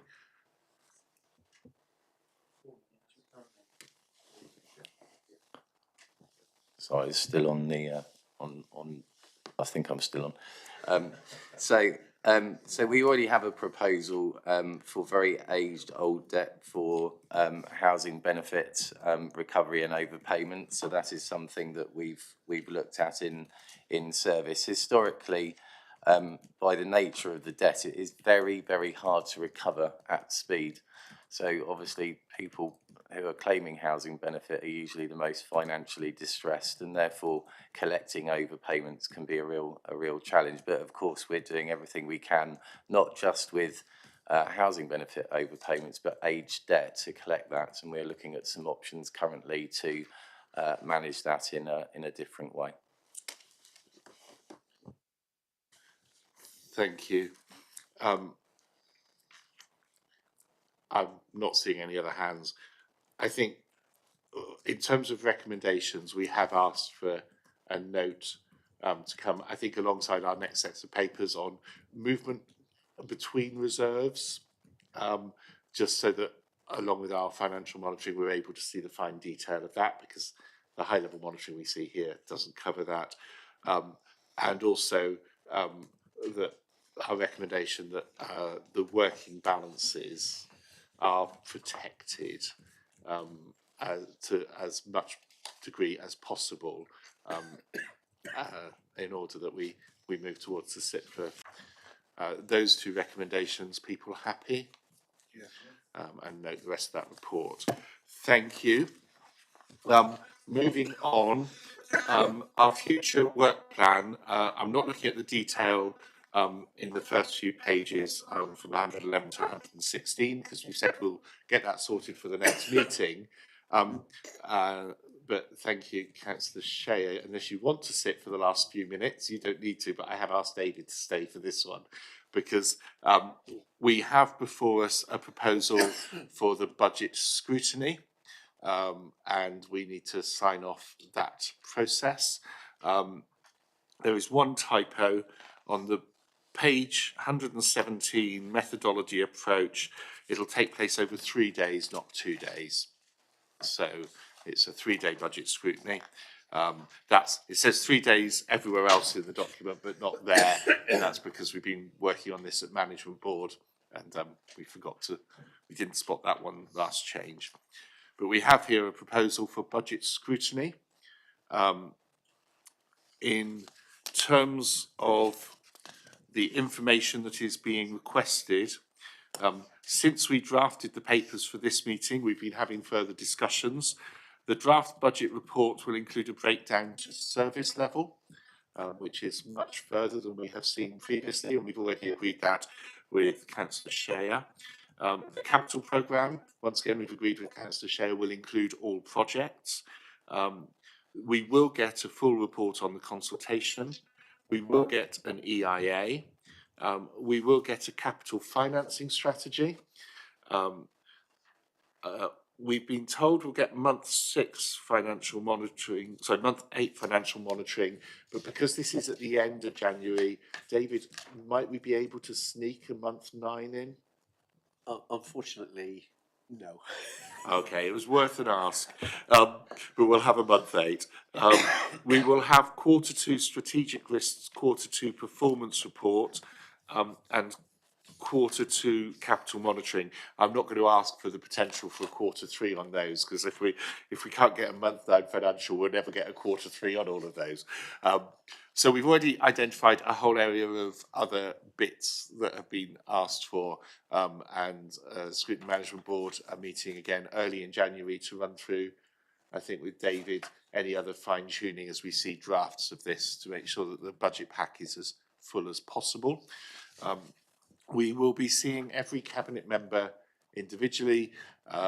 Management Board have looked through the risk register, performance areas, and financial performance this year, and identified areas within their portfolios that we specifically think merit looking at for next year in order to give guidance. We will be asking for any information to be submitted by cabinet members to the packs as well, so that we don't get given figures during the meeting that aren't in the packs available for scrutiny. And we will be seeking to get the scrutiny packs out as quickly as possible once we've pulled them all together in the new year. We have agreed that we should use the current proportionality as agreed by full council to set proportionality for this group, because that's the only way we can legitimately do a proportional select committee, which would mean 6 Conservative members, 5 Labour members, 1 Green member and 1 Independent Alliance member making up the scrutiny panel for budget scrutiny. It'll be down to whips to appoint, but we are asking whips to appoint scrutiny chairs and ideally scrutiny vice chairs to the panel if possible, so that we bring expertise from each of the scrutiny panels into that process. Are members happy with that, or is there anything else that we need to add to this? Councillor Lowry. So much in addition, Chair. It's we've discussed the equality impact assessments in the past. We raised that at full council in that we've now got a perfect storm of a cost of living crisis along with inflation, along with budgetary cuts. And none of those things should be looked at in isolation. So therefore it was a request that in the complexities of producing the equality impact assessment, we do some work around the most vulnerable. So no disrespect, I'm going to be able to cope with the cost of living crisis personally. I might have to take some cuts to my household budget, but I'll hopefully survive. There will others who won't be as fortunate as myself. So therefore, You know, if we're putting council tax up, if we're cutting X, Y, and Z, if inflation, if this, you know, we'll end up putting somebody basically in prison for non-payment of council tax. So we need to look at this in its totality around the most vulnerable. So just those impact assessments, if we can put a bit of work in there, that might give members some reassurance that the council's thought very carefully about the most vulnerable. Is that doable, gentlemen? It certainly is, Chair. The council tax support efforts that we make, yes, of course. Okay, so we will have a good. We will make sure we look at the equalities impact assessment. But when it comes to scrutiny, if it isn't doing as Councillor Lowry says, then I think you can expect to get a bit of kickback from the budget scrutiny. So not looking at the council tax support, but the overall impact of the budget on vulnerable groups, not just one specific area of it, so that there's a...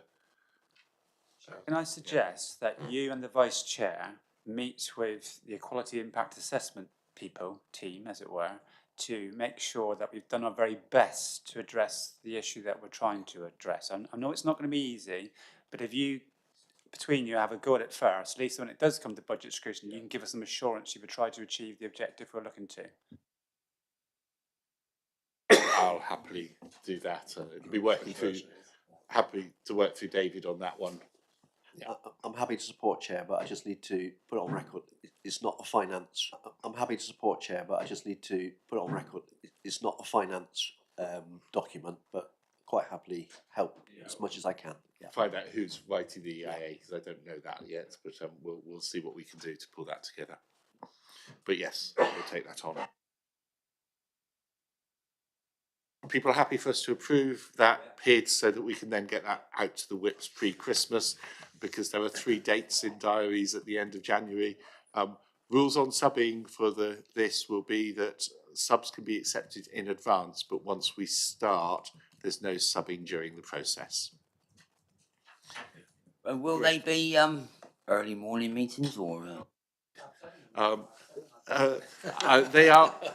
The first 2 days are all day, with 9:30 starts, running through till sort of 4:30ish as we wrap up each day.